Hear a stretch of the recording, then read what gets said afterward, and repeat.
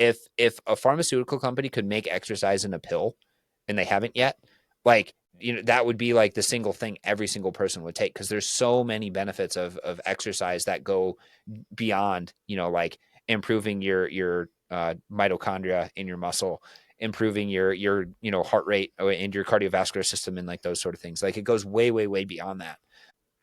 Yeah, I see that all the time. I'm just like, man, we're all focusing, and we're not, but like a lot of people are focusing on like the top, like the 0.01% that's going to get you maybe 0.01% return on investment. As it's the other stuff that is like the real important stuff.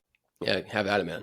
Yeah. So my research focused on how our skeletal muscle mitochondria adapt to exercise and dietary interventions. And one of the really interesting things is that there's also drug interventions that we're now doing, and we're finding that these drugs that are supposed to be benign, say to our skeletal muscle, to our mitochondria specifically, which for those listeners who are a little less familiar, is the mitochondria are like the energy generators of the cell. And they're also important for a lot more things, like essentially regulating fatigue when you're exercising, controlling actually like a bunch of other cellular processes and a bunch of other cell signaling. But with these pharmaceutical interventions, especially with things like, I got to remember what they're called, SGLT2 inhibitors, which are widely prescribed, for type 2 diabetes at this point. Essentially what they do is they just make you pee out more sugar. But those SGLT2s are supposed to target just proteins in your kidney. But the problem is that we're actually seeing that the mitochondria are actually affected by it.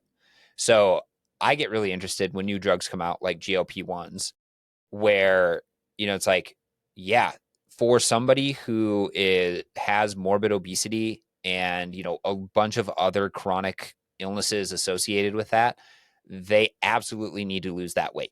That is like, we have to do it. But I get concerned, because of like the abuse of it. Like, I think a lot of people, could potentially be abusing these products just for looks, like from a looks perspective. And then we don't know the long-term ramifications of taking these drugs, but we do know that when you lose a ton of weight very, very fast, because essentially you're just like not eating, you lose both fat and muscle mass. And muscle is arguably the single most important tissue on your body for disposal of things like glucose, which stays elevated during, type 2 diabetes. And if you get rid of the thing that is able to actually deal with that glucose, then are you just going to be worse off if you ever get off that drug? Are you going to become dependent on that drug? And what's the quality of the muscle that's left over compared to, if you would do the drug intervention on top of exercise interventions as well. So you said SGLT2 inhibitors, because isn't Mm-hmm. there, how many SGLTs are there? Because I know there's one. And like you're more dialed into this than I am, because I gave a lecture on this yesterday Mm-hmm. about hydration and how you can't only stay hydrated with an electrolyte supplement, because we know sodium is more extracellular, potassium is more intracellular, and by osmosis, water always follows the solutes, it's going to stay extracellular. But you also need glucose in there, like the OG Gatorade, which also has sugar in it, because you have the SGLT1s in order to get sodium, glucose, and water into the cell. Like, now we're talking about the inhibitors, which I didn't know they have, but that makes perfect sense for someone who is diabetic. And I didn't know Yeah. people were like, quote unquote, like abusing that. But No, they're not. They're not abusing the SGLT2s. They're abusing like GLP-1s. I think.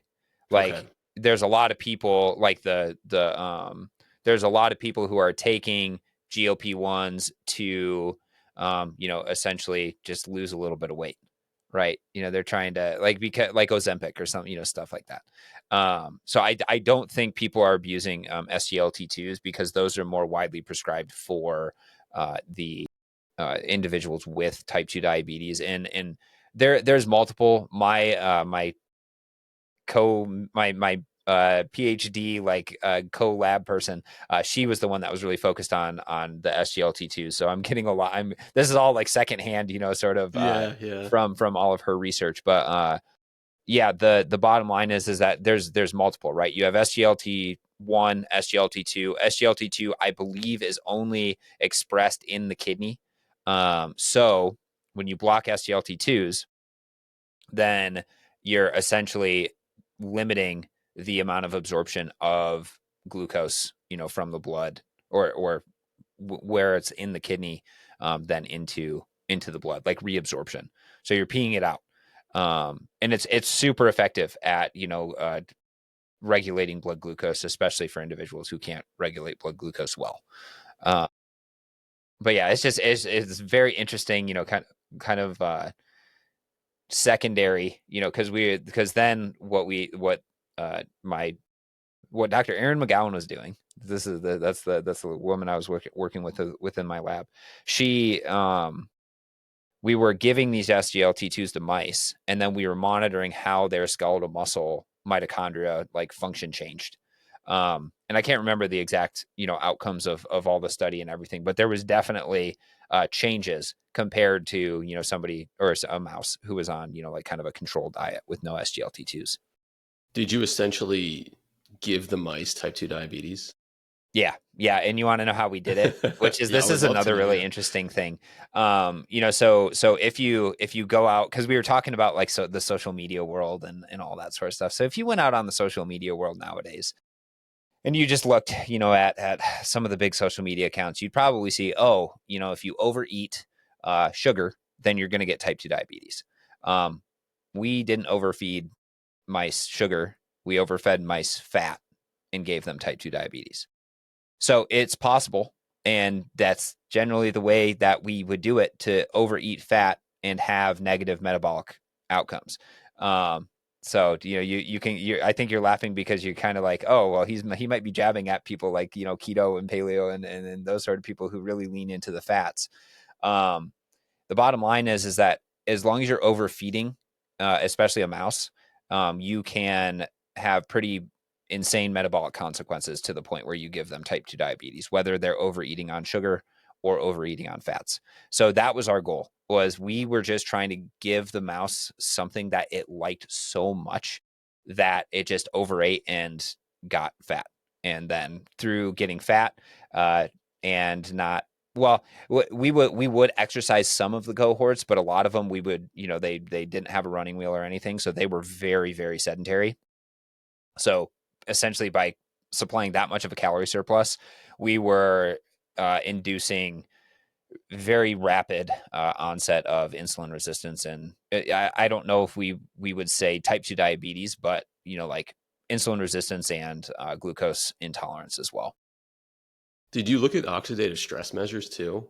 Because I mean, the amount of oxidative damage that you're going to go through from just the inflammation alone from adiposity is unbelievable. And I'm like, I Yeah, was laughing because I mean, you were just so like, it's like you were just saying so confidently about it, but I'm like, yeah, I completely agree.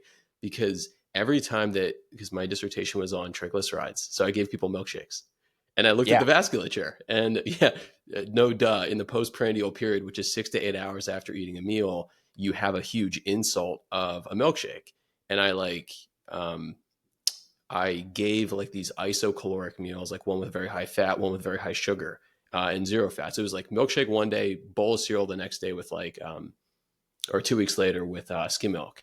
hmm And like we looked at the triglycerides, we looked at the glucose, we looked at the vascular function, oxidative stress, and you do like recover, so to speak, after that. But I love what you said, how over the course of a lifetime, or it's great to see it in rodents because they don't live as long. So you can get a pretty good human model from a mouse in some situations.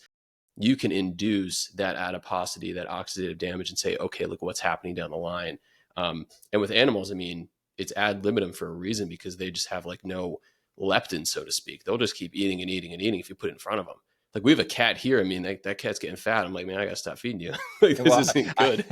yeah, I have three dogs and a cat, and yeah, if we had them free feeding, they would just be, they would be so obese. And it's like my wife is a dog trainer, and it is amazing like how I would say the majority of dogs that come to her for training are overweight, obese.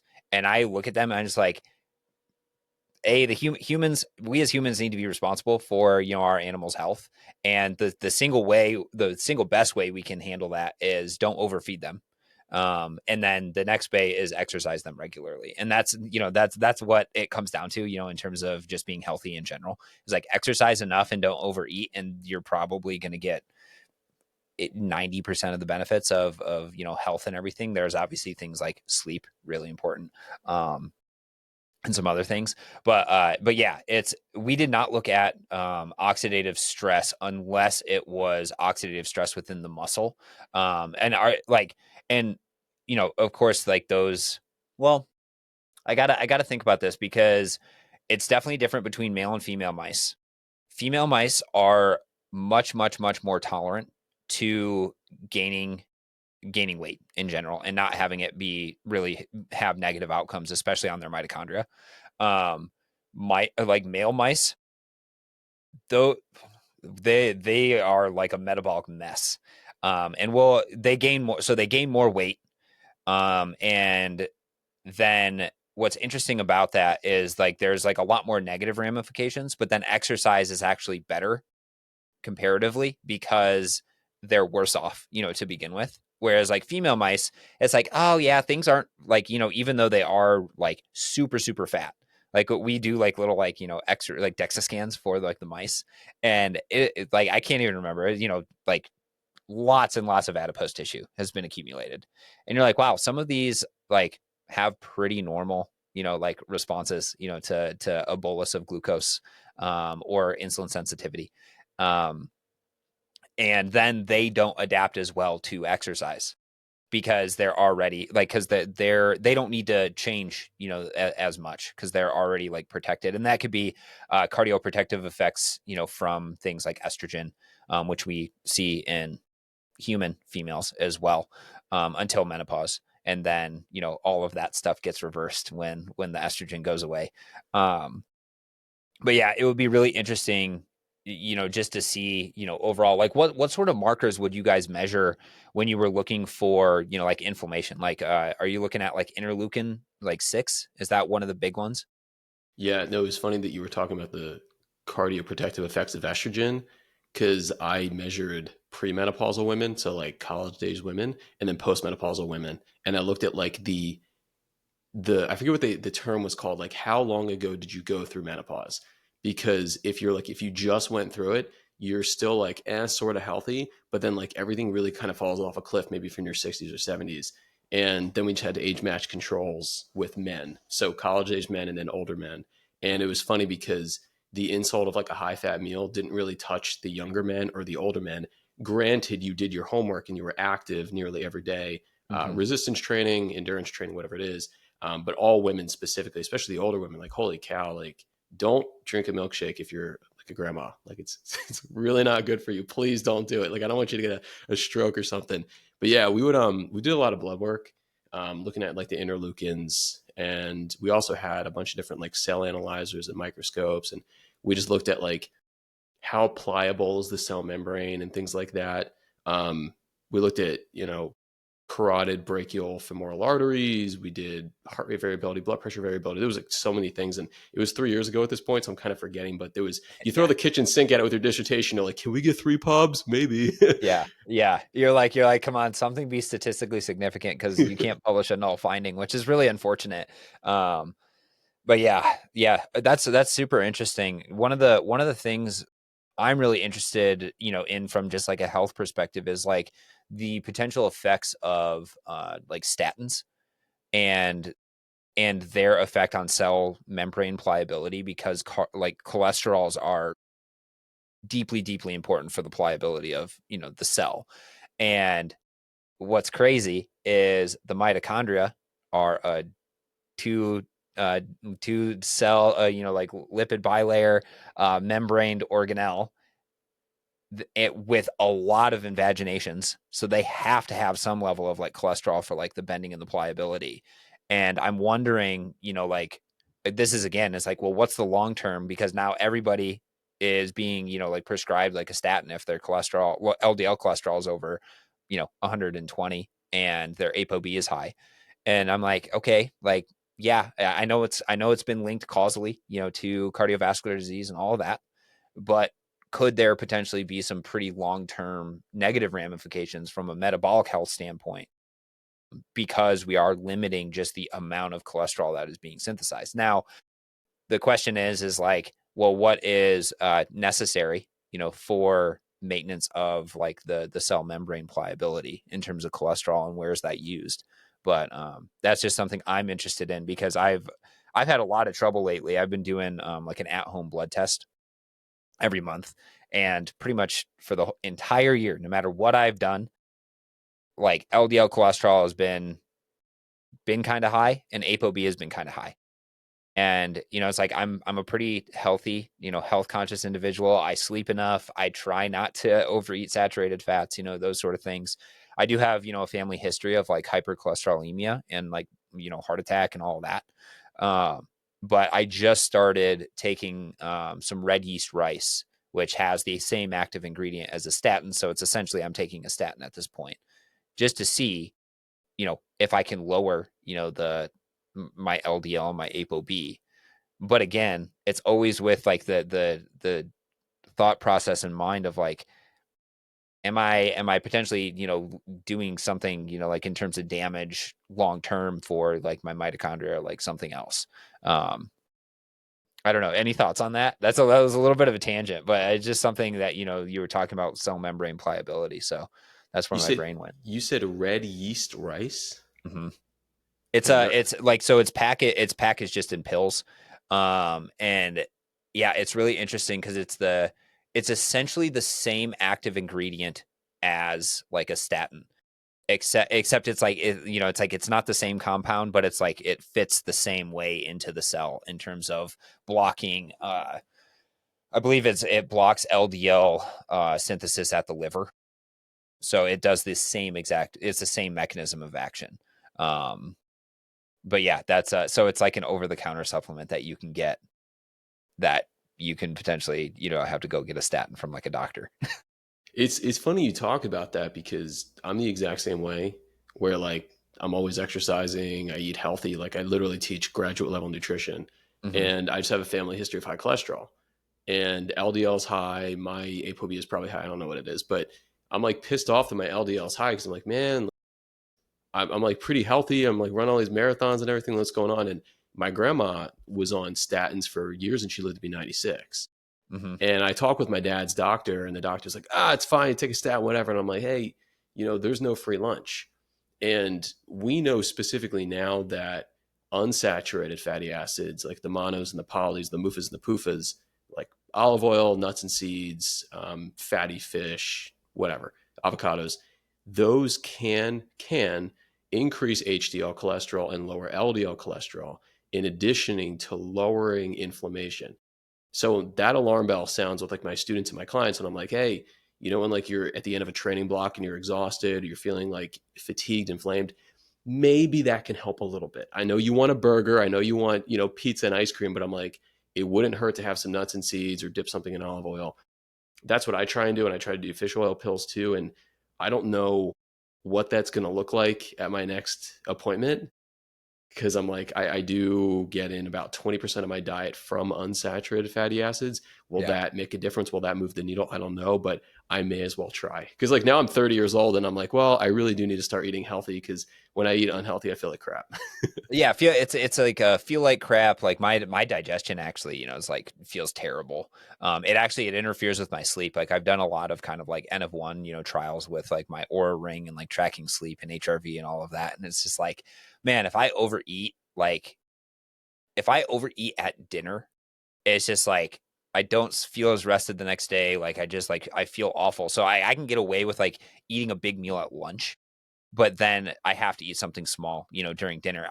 But just to piggyback off that, like I've tried doing like the like yeah, like only olive oil. I've tried doing, only like the fish oil and all of that, and it had like minuscule, if like negligible, sort of like impacts on my blood chemistry.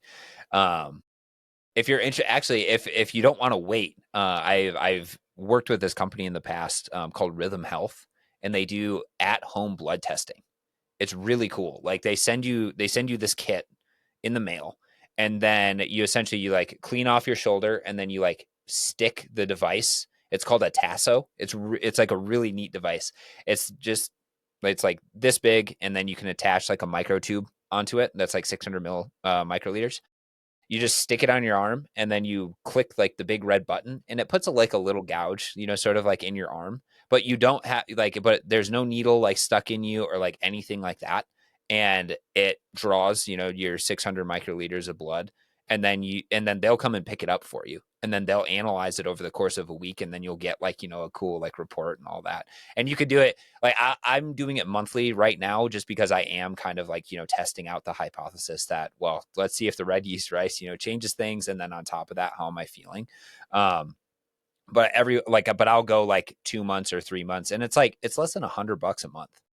And I don't have to convince my doctor to like give me blood tests because, oh, you're healthy, your blood pressure's fine, like all that sort of stuff. Because that's normally like, that's what I was faced with the majority of the time when I would go into the doctor is, oh, you're pretty healthy, we don't need to order like testosterone and like in those sort of things. Like, yeah, but I want to know what it is now, so that if I come to you guys and it's like significantly lower but still in the right range, later on, I actually have some indication. They're like, no, like that'll be $400, just for a, testosterone or something.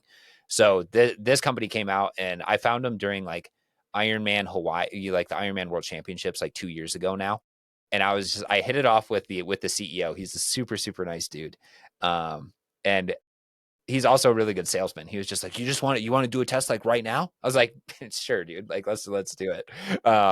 And then ever since then, like I've been doing that, either monthly or 2 months or every 3 months.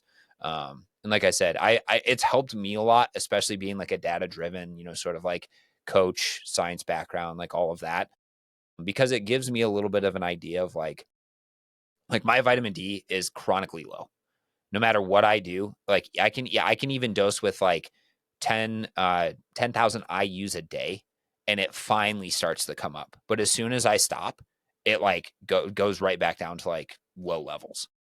So if there's something, within like my digestive tract or something where I'm just like not absorbing it. And even when I take it paired with vitamin K, still doesn't really absorb very well.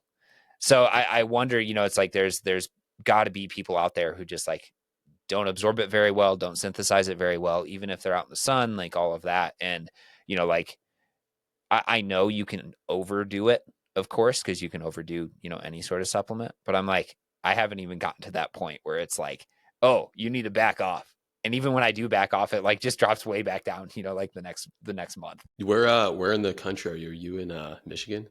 No, I'm in Oregon actually. All right. Oh, Cameron Haynes. You run past him? Yeah, so he's over the mountains, about 3 hours away from me. Oregon's a huge state. I Yeah. have some family out in California, and California is Okay. just like 5 or 6 northeastern states. But I'm wondering, like, too, have you measured your vitamin D pretty closely in the summer and the fall, because you will be getting outside a whole lot more often because of your training? Because I mean, right now you're wearing a hoodie, and I'm Hmm. like, all right, it's probably pretty cold where you are, and it's going to be pretty cold at least till April.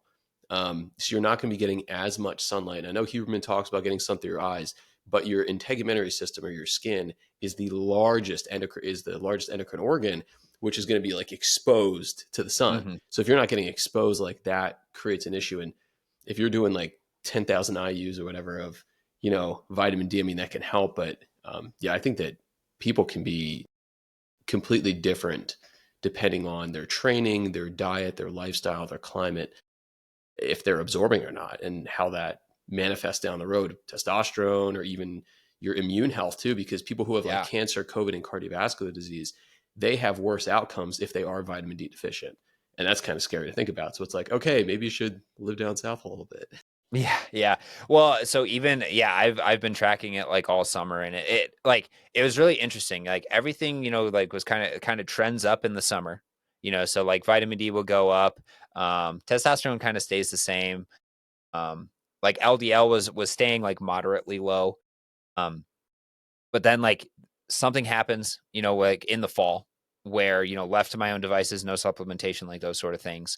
Like actually, and this is I'm not sure, but there was some talks that I was having with some people where we were hypothesizing that there's potentially like a seasonal, sort of flux of like cholesterol, like LDL cholesterol, for example. just because when it gets colder, you probably need to mobilize more fat. And it's like that's about like the extent of my, sort of like LDL, sort of like knowledge. But like, but at the same time, I was also would see like dips in vitamin D. But then I also was I would take vitamin D, and then I also had a concomitant rise in LDL at the same time.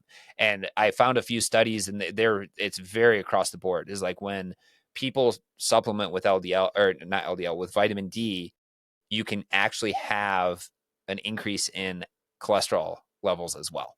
There's some people, other people it actually goes the opposite way. So it's like, so you look at like meta-analyses, and it's like, you got the average, and then you have, like a massive distribution across that. But I was like, that's really interesting too. So then I stopped taking vitamin D for a little while. My vitamin D tanked, and that's been associated for me with like poor sleep, poor recovery, poor, testosterone levels and those sort of things. So I'm like, oh shit. So what do I do? It's like you take one thing to plug one portion of the dam, and then another thing pops up. Like you said, no free lunch. Uh, so I continually try to like tweak and fix that. And my goal is always, how can I fix it with exercise, stress reduction, sleep, and nutritional interventions. And then it's like, okay, well, if I can't get the needle to budge, with this sort of stuff, like I'll take a supplement. And supplements are easier, almost easier to take, right? It's a cop out, but like at the same time, like I understand why people, like to take like the supplements and stuff too, because it's easy. Have your doctors been resistant to giving you the access to blood tests when you wanted them? They were when I was like first, like when I was in like undergrad, grad school, like those sort of things. So I've kind of like, I don't really go to primary care physician very often anymore. And that I don't want, like doctors can be great, for a lot of different things. I just haven't had, good experiences sometimes, like going in and being like, hey, I just want to get blood tests. Um, and it's very frustrating to me. So I do like the fact that, now we are having like these companies that are popping up that are like, yeah, we can do like at home, sort of stuff. And I like the idea of taking your health into your own hands, but you really have to be careful with where you're getting the information from. There's a lot of people out there who read one abstract of one study on mice or cells or something like that, and they wrote entire books about how the ketogenic diet is going to make you more inefficient the more you eat fat because of uncoupling proteins being upregulated in these cells or some bullshit like that. But it's really hard to tell like those people, because they're the ones that are going on all these podcasts, getting all this, like kind of media attention, because they're so damn confident in what they're saying and how they're saying it. And, that's again what we were talking about, is like, it's really hard to have nuanced conversations in a world where you need to capture somebody's attention in 7 seconds, and you only get 60 seconds of their time. So it's so I guess the best like we can do is we can kind of fight fire with fire, in a sense of like being like, this is why this person is wrong. And it's really interesting because that you kind of get like mixed results when you go and kind of like, I'll put quotes, like attack somebody, like uh you can be like pointed about it, like you don't have to be a complete jerk. um and like some people get really uncomfortable with that, and honestly, like I do. So like I couldn't do what Lane Norton does. Like, have you ever, who Well, Lane I mean, Norton he's is? got he's got a million followers. He can say Yeah, what he but that wants to was because he. but that was like his shtick beforehand, I think. Like that's why that's like how he, got super popular, is because he was so polarizing, and he was just like calling people out, and I love him for it. Like I think he produces amazing content, super smart dude. And but at the same time, like it's like not everybody can stomach, just like, all right, I'm just gonna go and like call people out, for the bullshit that they're spreading. Um because I think a lot of us, like I still go through this, like a lot of us having PhDs, it's I'm pretty confident in a very narrow range of things. And unless somebody is talking about the stuff that I know really, really well, it's really hard for me to be like 100% without a shadow of a doubt, this person is wrong and this is why. Because the answer is it depends. And it's really hard to have that when you like, if you are trying to, kind of like discredit somebody. So it's challenging. It's challenging in this world of of social media and stuff. It's funny. I met Lane when I was I think a senior in college at Rutgers, and he was on like this panel of speakers of all these Hmm. like PhDs, and they're coming into the exercise science department. And I like raised my hand and I asked him about like BCAAs or something, because it was like BCAAs were kind of getting phased out in the bodybuilding world, and then it made space for EAAs, and now it's like, oh, now total daily protein intake matters more than like protein timing and BCAAs, whatever. And I spoke with him in like the dining hall after, because everyone was just sitting around. I was like, hey, I was like, man, I watch all your stuff. Like, you know, what is it inside of you that makes you want to just like call out people? And he said that he thinks he has like a responsibility or a duty, so to speak, to get out the true science. And it's funny what you had said too, because I was just watching the Starting Five documentary on Netflix with the basketball players, Okay. and Tyrese Halliburton was saying, he goes, what makes an amazing player in the NBA versus like another player in the NBA who's still making millions of dollars is that confidence every single day of the week. But what's funny is that there's this kind of like inverse or twisted relationship with us, where I can talk about endurance, strength, metabolism all day long, and I will argue with you. Anything else, I can probably have a pretty educated conversation, but I'm the first to be like, hey, this is not my lane. I don't Hmm. know about this. And it's like, that's what the PhD did to me, where I'd like doubt everything else because I have to be an honest scientist and I have to ask follow-up questions. And that's pretty much why I have the show, is I just ask people questions because I'm curious. Yeah, and that's exactly. I mean, I said it earlier. I was like, I know a little bit about LDL functionality and those sort of things, but that's about where my knowledge ends. And I think that is really important though, to have that integrity of knowing where your expertise lies and where your limitations are. The challenge is that when you go through a PhD, you you really are like encouraged to just like doubt everything, because you have to justify every single thing that you do. Oh, why'd you do it this way? Why, what sort of protocol do you think we should do? Justify your answer. It's like, like always the justify your answer. And then you're always like thinking about, okay, well, somebody could do something this way and they probably get a similar outcome, but it's not the way I would do it because of this, this, and this. So a lot of the times it's not just like, this is right, this is wrong. It's like what we talked about offline. There's every shade of gray in terms of, like or there's a lot of shades of gray especially in terms of physiology, right? That's like people want, like a perfect example. I was thinking about this um, is like, oh, well, are you burning fats or carbohydrates? It's like people want to know, is like, are you burning fats or carbohydrates? Is like, well, you're probably burning both of them all the time. It just depends on, what sort of exercise intensity you're actually exercising at. And then, of course, there's a lot of other criteria underneath that's going to dictate whether or not you're burning fats or carbohydrates. But, people want the light switch, not the dimmer switch, because it's way easier to wrap your mind around the light switch than it is the dimmer switch, for example. It's funny with that idea of metabolic flexibility, that all you need is just one person on social media who has a bunch of followers. Maybe they've done some races, maybe they look good, and then they'll just put out one plug or two plugs about how they're fat adapted or something, and then they start talking about MCT oil, which they don't understand, or they'll talk about healthy fats, or they'll talk about how you don't want to start your day with any sort of sugar because it's going to spike blood glucose, going to spike insulin, you're going to get insulin resistance, you're going to die of type 2 diabetes. And it's like, oh my God. And it's like, that metabolic flexibility conversation is bananas to me, because I've had that conversation with, I mean, like students, clients, but even other professionals in the field. And I was speaking with like an eye doctor, this guy, this retina specialist I go see every like 3 months. And I was sitting in a chair. He's about to put a laser in my eye in the surgery. He goes, hey man, you have pretty big arms. He's like, what do you do? And I looked at him and I was like kind of nervous for like this like laser eye surgery. And I was like, I lift a lot of weights. He goes, you eat a lot of protein? I was like, hell yeah, I eat a lot of protein. And he was telling me, he's like, yeah, I eat upwards of 20 eggs a day. And I was like, what? And he It's a was lot like, of yeah, eggs. Yeah, it's a lot of saturated fats if you want to talk about LDL. Yeah. And he was telling me, he goes, yeah, But wait. But eggs, they're natural. Like, Yeah, yeah, we could like have that how conversation too. do Yeah. they're animal proteins. Like, so they're complete. Yeah. That. Okay. Anyway, sorry. Didn't mean No, to no, interrupt. this is good. No, it's funny because my girlfriend goes, "Oh yeah, you should see how many bananas he eats." And I have a story behind bananas of why I eat that much because they're 50 cents a pound. I was a broke grad student, just like you probably. High in potassium, they lower blood pressure. Super easy to eat on the go. So I eat like I don't know 6 to 8 bananas a day.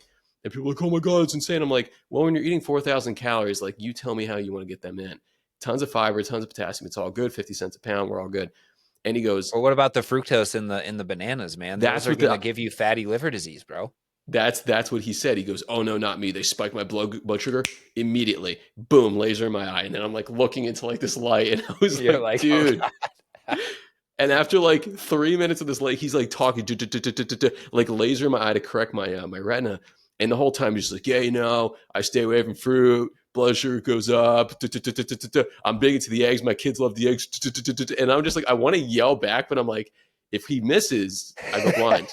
And I was like so frustrated. I was like, Not the time to have a disagreement in terms of nutrition science. And it is really interesting because I also have friends who are like really health conscious, and like got some continuous glucose monitors, read the book on like essentially like, well, you don't want blood glucose spike because there was a hypothesis, probably I don't know, probably 5 to 10 years ago now, where it was I can't remember exactly what it's called, but it was called like the insulin model of obesity or something, where essentially if you're spiking your insulin all the time, you're going to have a higher risk for obesity because insulin is a storage molecule and it's going to push glucose and fat into your muscles and your adipose tissue.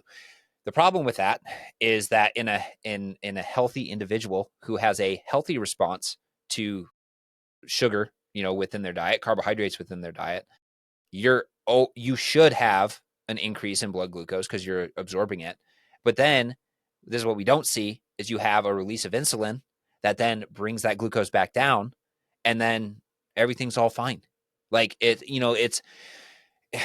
again, it's the nuance, right? And then people are like, oh well, like I can't spike my blood glucose because like during exercise, so I don't eat carbohydrates anymore. I'm just like, holy shit, we've veered way off course here, because that's what you're using when you're exercising now. So so if you're trying to tell me that you need to eat like a mixture of high fiber, low glycemic index foods while you're exercising, you're completely missing the point. And you have no insulin release when you're exercising, or at least minimal insulin release, we'll say, when you're exercising. So it's like, okay, well, you can eat your glucose, it's still going to go up, but it's immediately going to be absorbed by your muscle in an insulin independent manner. And so it's again like it's the nuance of it. It's like in the context of somebody who is healthy, like metabolically healthy, blood glucose spikes do not matter. I will go as far, and maybe you can refute that, but I would say a blood glucose spike that returns to normal baseline, within an adequate amount of time, is completely normal and does not matter. Now, in the context of somebody who is constantly overeating, under exercising, and having extended blood glucose spikes, that's where we're going to start to have issues.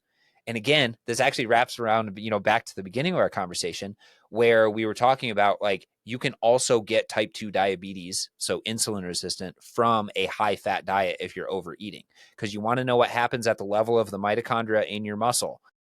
When you eat a lot of fat, that fat is essentially going to put the brakes on carbohydrate metabolism.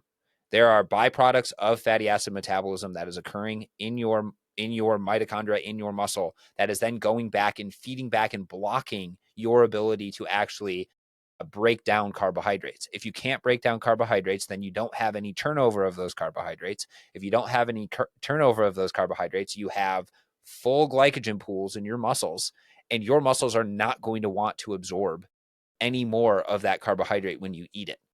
So again, like, so this is the sort of stuff I will argue with people online about, because I'm just like, holy shit. Like, and then the question is like, well, like if somebody is eating a diet in high, like eating a ketogenic diet, high in saturated fats, their LDL is up, their HDL is up, their total cholesterol is up, their triglycerides are up. Are we going to see a wave of people in 20 plus years?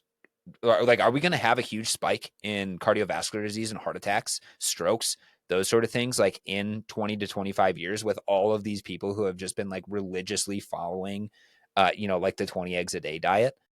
I think so. And I'm a little concerned about it. But then of course, like the guys like Paul Saladino and those guys are going to be, like they're already millionaires and they're not going to be held responsible for any of that shit, which is really, really, really annoying.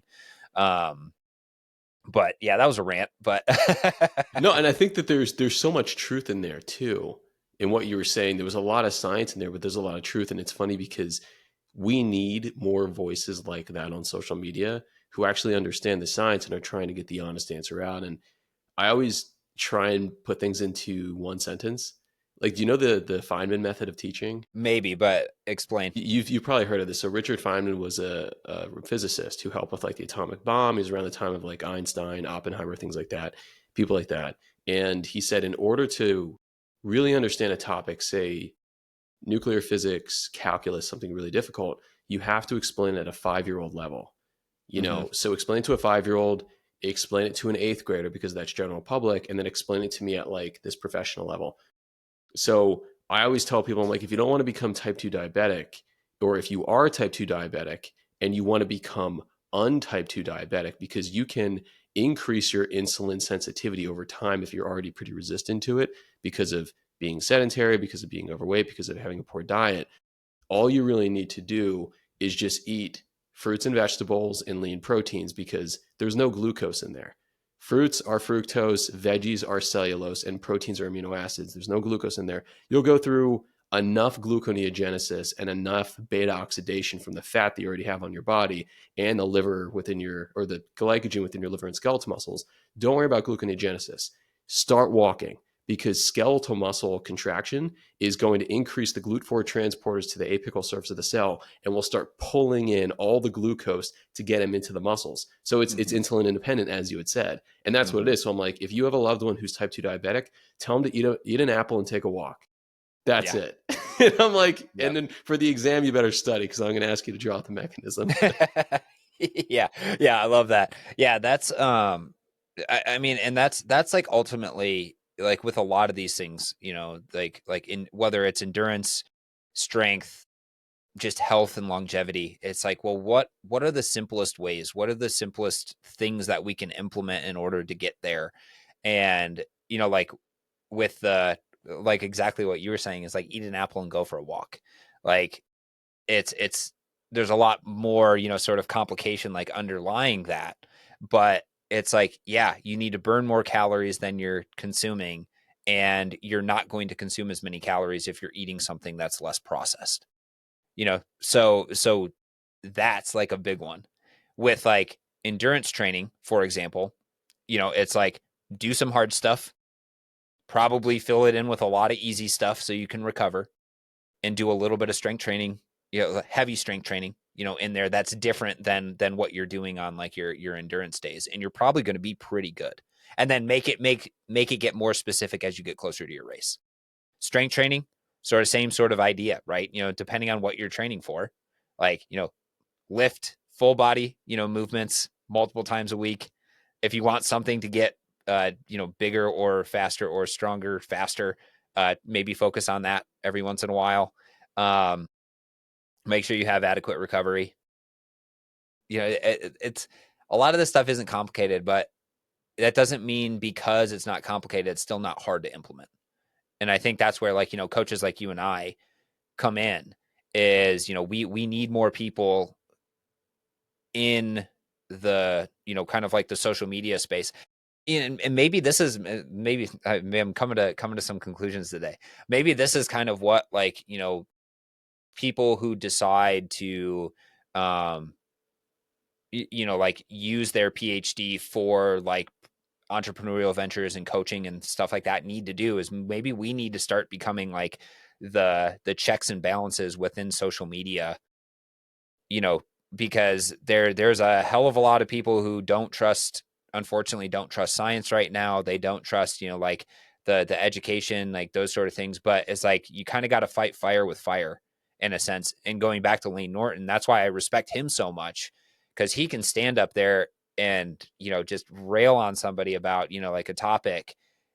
And, it's like, and maybe it comes down to you said it was Tyrese Halliburton who was saying that, of like, maybe it's just like, all right, PhDs, like you just got to show up and be like this much more confident every single day.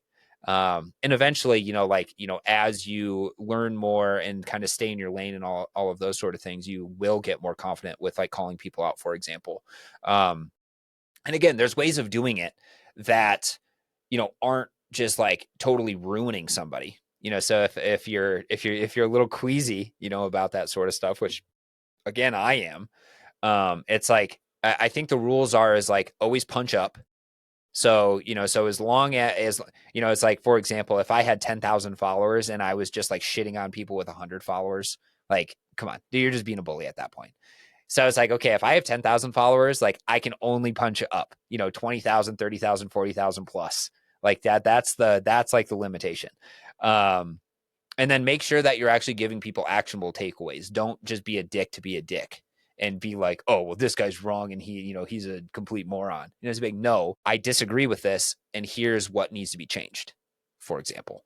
And I think that will at least provide maybe some level of discord. Of course, you're going to get the people in the comments who are just like, you're just jealous because this guy's got a 90 VO2 max and you don't. like, no, dude, that's not why I made that post. I didn't make that post just to shit on that dude. I made the post just to be aware of everything. Um, but yeah, I think that was a long rant. I hope there are like a lot of people, PhDs and stuff who are listening to this, who are, kind of like maybe on the fence, about like, well, what do I do on social media? What sort of things are appropriate to talk about, aren't appropriate to talk about? And it's like, stay in your lane and, use your expertise, because we need more people like on these platforms. We need a louder voice on these platforms that are actually sharing good information. Because there's a lot of really, really bad information, and it's the word, like the internet is not designed necessarily to give you the correct answer. It's designed to give you the answer that you're looking for, if that makes sense. Right. Well, that's like YouTube, right? It's like suggested videos. Yeah. The confirmation bias is insane. Oh my Like, gosh. The amount of people in my life who in the past 3 years, ever since I defended my dissertation, got my professor job, the amount of people wagging that index finger in my face saying, no, let me tell you something. I'm like, all right, what are you going to rip your shirt off, Hulk Hogan? Like, let me tell you something, brother. And it's just like the whole thing is just like, oh, I heard it in this book. I heard it on this podcast. You need to stop doing this. You need to start doing this. And I'm like, hey, you're entitled to your opinion, but I would challenge you to be your own scientist and only find the best information possible before wagging in my finger and telling me if I'm not doing red light therapy or if I'm not doing cold plunges or whatever it is. I'm like, okay, show me the data. I'll be more than happy to look at it, but don't say that bananas and broccoli stalks are going to kill me, because they're not. yeah. Well, and I saw something the other day, um, that was like, one of the marks of a scientist is that in the face of new information coming to light, the scientist adapts how they think. And that's okay. Like that is also something that I want to normalize in society, is like, for example, if you went gung ho into cold plunge because you're like, oh, it helps me, but then you actually read up on the literature and you're like, oh, well, maybe in some situations, right, it's not great. Like, for example, if you want to maximize hypertrophy, you better not be getting in a cold tub right after your workouts. Like there is like, I can't remember the exact, there's like a meta-analysis that showed that. But it's like, so I think like a lot of people, they're looking for, kind of like the universal hammer, for everything. Oh, this thing cures this and it cures this and it cures this. And it's like, no, we're dealing with a lot of like very, very complicated, nuanced tools that are only good in certain situations for certain things. And that's where things like red light therapy, that's where, like cold plunge, I can't even think of like, like a lot of supplements, for example, a lot of Hyperbaric things. chambers, yeah, things like Yeah. that. Yeah. Like hyperbaric chambers, like, doing, like hypoxic, like switching in terms of your like interval training and stuff. Um, like all of those, like if we had like a triangle of like, things that you should be doing are all in like that very, very top spot where it's like, I've tried everything, mastered my sleep and nutrition. And by nutrition, there's also then, like a pyramid of needs. And at the very bottom of that like pyramid is eat for the activity and lifestyle that you live. Don't eat more, don't eat less. It's like you need to dial in, kind of what is adequate there. Then you can start to think about, okay, now I can, like switch this out of my diet or into my diet. And so it's like, there's a hierarchy of needs for all of this stuff. And I think unfortunately it's just way easier for people, like it's way easier to sell something if it's the cure all and if it's like like the new best thing. It's way harder. Like this is why it's really hard to get research for exercise.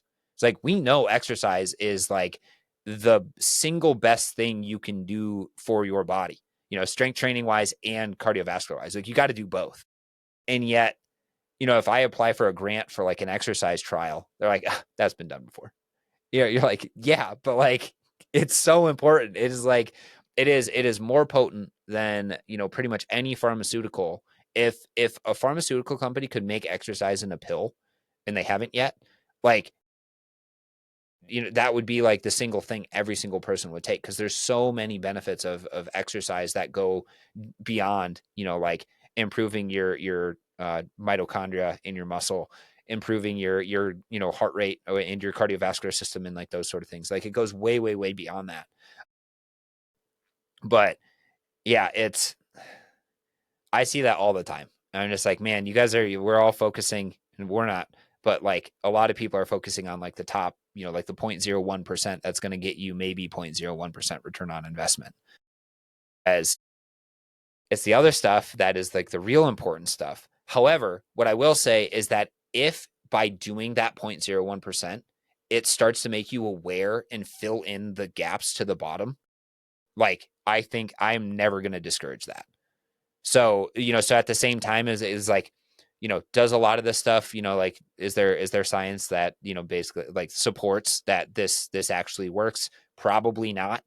But if by doing so, you're also focusing on like those lower things, then I'm not gonna be mad about it. For example, and like I don't want to get political or anything like that, but like the whole banning of like food dyes, I think is ridiculous.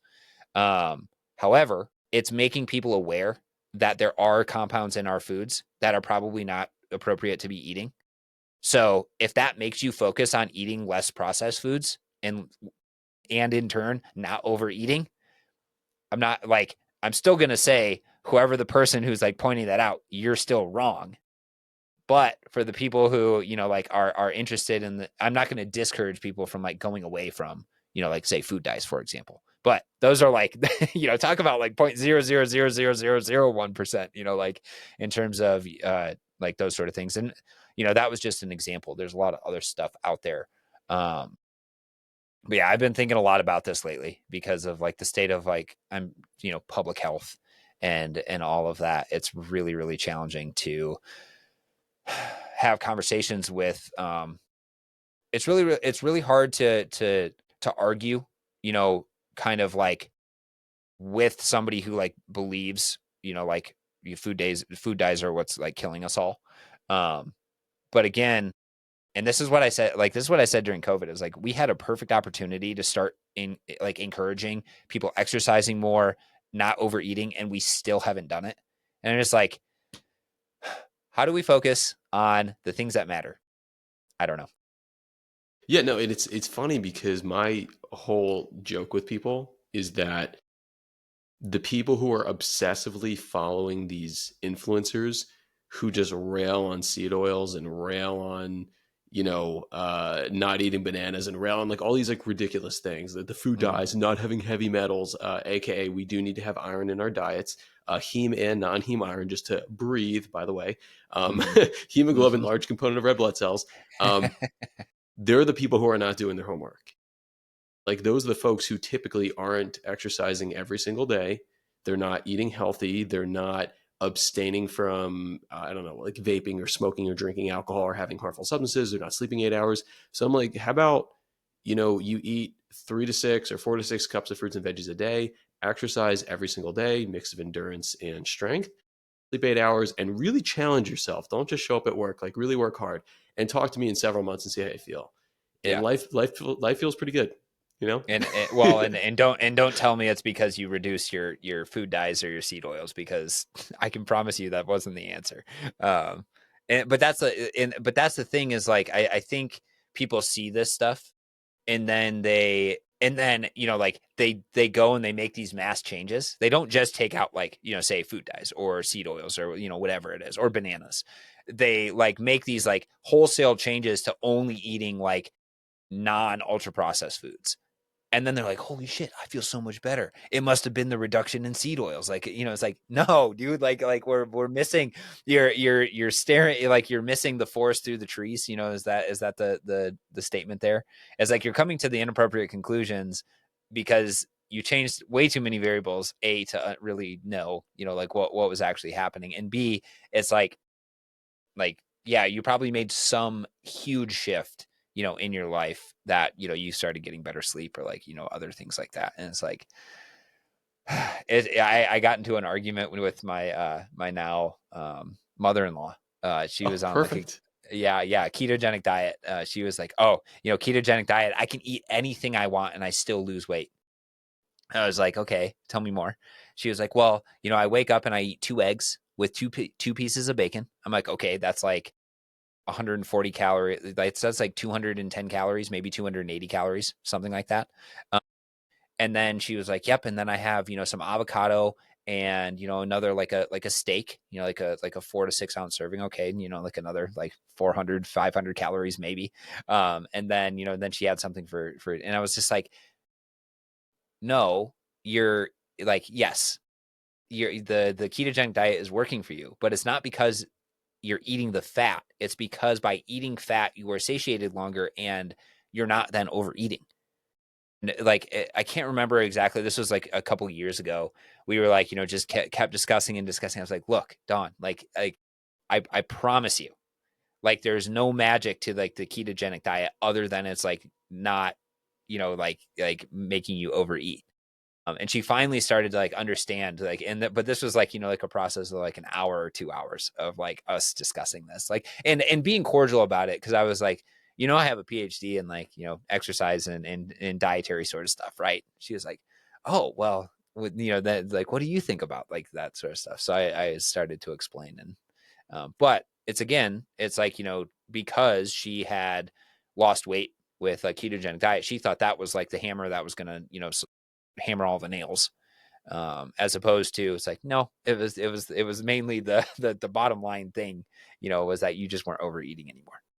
So Yeah, it's funny. I was talking with this PhD guy the other day, and he's been in the industry for a while, and he's like the biggest proponent of ice baths and some different mineral this and that he like tries to sell, and I didn't really look into it too much, but it was an interesting conversation. And he was telling me, he was like, you need to stop eating so much protein.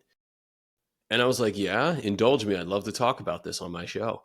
And he was basically just going through this process of like, oh, like you can't fully be in ketosis if you're having over a certain amount of protein in your diet, because you'll go through gluconeogenesis. And I was like, well, dietary proteins aren't really the first thing to go through gluconeogenesis. The body preferentially takes proteins and uses it for cellular cleanup, muscle protein synthesis, cleaning up all your soft tissues, making sure your immune system's healthy. Your body doesn't want to use amino acids for energy. So unless you're going to do an Ironman or an ultra marathon, then we'll talk. But if you're like exercising an hour or two a day, it's probably not going to be the main thing. Your body's going to preferentially use, I mean, if you're doing something very intense, you'll use glycogen because you're going through carbohydrate oxidation. Or if you're doing something like low and slow, then you'll go through beta oxidation of fatty acids. You'll use your intramuscular triglycerides or whatever it is, subcutaneous triglycerides. And he was just like, not sold on the idea that skeletal muscle is the most metabolically active endocrine organ, which is going to take us into health span and longevity. He goes, no, you need to like really limit the proteins, get more fats in. And I was like, all right, like there's no arguing with him. I don't want to have bad blood, but I was like, you're stuck in some la la land up there where you want to believe that protein shakes are bad or milk is bad, and it's all about avocados and olive oil. And I'm like, oh, come on, man. No, it's again, it's like with any, I think, with any like sort of trend, or just like with anything in general, right? Is like if if if there is somebody who has had, positive outcomes from something, and that's like doesn't matter, like you can read all the stuff you want, but if it's worked for somebody, like that is I like for some reason that is more psychologically like way, way, way more powerful than like, like the N of 100 study, that has, perfect p values and like all that sort of stuff. Um and yeah, I don't know how to overcome that. I think for a lot of people, like you kind of can't. You just say like, I think you're wrong. And like, but that was like in the running space, right? When I don't know if it started with like Born to Run or Zach Bitter, maybe. I think it was like more Zach Bitter, because Zach Bitter went on like Joe Rogan, talked about how he was a fat adapted athlete, and then since then there's been tons and tons of people who are just like, yep, I'm a fat adapted ultra runner, like all this stuff. But where the nuance was left out there was that he only did that for like the base training phase, when he was doing a lot of really, really low level intensity stuff. And then when he started doing higher intensity stuff, you know he was eating a lot of carbohydrates. And now we've kind of swung, like, in terms of the pendulum with like fueling and stuff, to the other side, where people are just like, let's see if I can do 200 grams of carbs per hour. uh, I'm just like, okay, if your stomach can handle that, more power to you. That's probably why I'm not going to be an elite. And there's a number of different reasons why I'm never going to be an elite. But like, I think it is interesting, and there's, to the best of my knowledge, there's nothing out there that says like eating a ketogenic diet for health and longevity is better than eating a balanced diet, with higher carbohydrates and adequate fiber, and moderate amounts of protein. I don't like. I think it's like we're pretty good right now in terms of like 1 gram per pound of body weight is probably like the max that most of us need. Um, and unless you're in a caloric deficit, then you could probably ramp that up just to maintain a little bit of that muscle mass and stuff. But like even like for runners especially, that's like really important, and a lot of runners under eat protein. So like this whole like things that come out where it's just like, oh my gosh, there's lead in in your protein shakes, and then it turns out that the actual amount of lead in those protein shakes is still like 1,000 times lower than like what's even like dangerous to you. But there's lead in there, so no heavy metals and stuff. And it's like the all or nothing mentality. And it's like you said, like, well, you still need iron. Iron is technically a heavy metal. And iron is actually one of, like, if you have low iron, you're going to feel like absolute dog trash, like, when you're trying to do any sort of endurance, activity. So that is a case for having some level of heavy metal. Now, I don't think there's any benefit to having like lead, but at the same time, and at the same time, right, like it's like obviously lead poisoning if you have too much. But that's what your kidneys and that's what your liver and stuff are for, is processing that sort of stuff out and getting it out of there. So it's not like we don't have bodily functions that are protective of that, and I need to like go do like a lemon juice enema or something like that to pull out all the toxins, or anything. It's like, nah, body's kind of got it in check, as long as I'm not drinking lead paint. It's like probably going to be okay. Or like eating batteries, or I don't know, like it's like all this stuff just seems so ridiculous. Like maybe I don't know if it seems as ridiculous to you, but it seems ridiculous to me that we're even having like arguments and discussions about it. But then when I think about it more, just because I have been in kind of like the social media space for so long now, is like it's really hard to sell stuff if you're not 100% confident that you have a solution for somebody. So it's like, so that's like I will most likely never have like a supplement or anything like that I sell. There's stuff that I use that I'm happy to give recommendations for if people like are interested in it. But I had an athlete the other day. He was like, "Well, what sort of supplements do you recommend? Like all people take?" I'm like, none, first of all.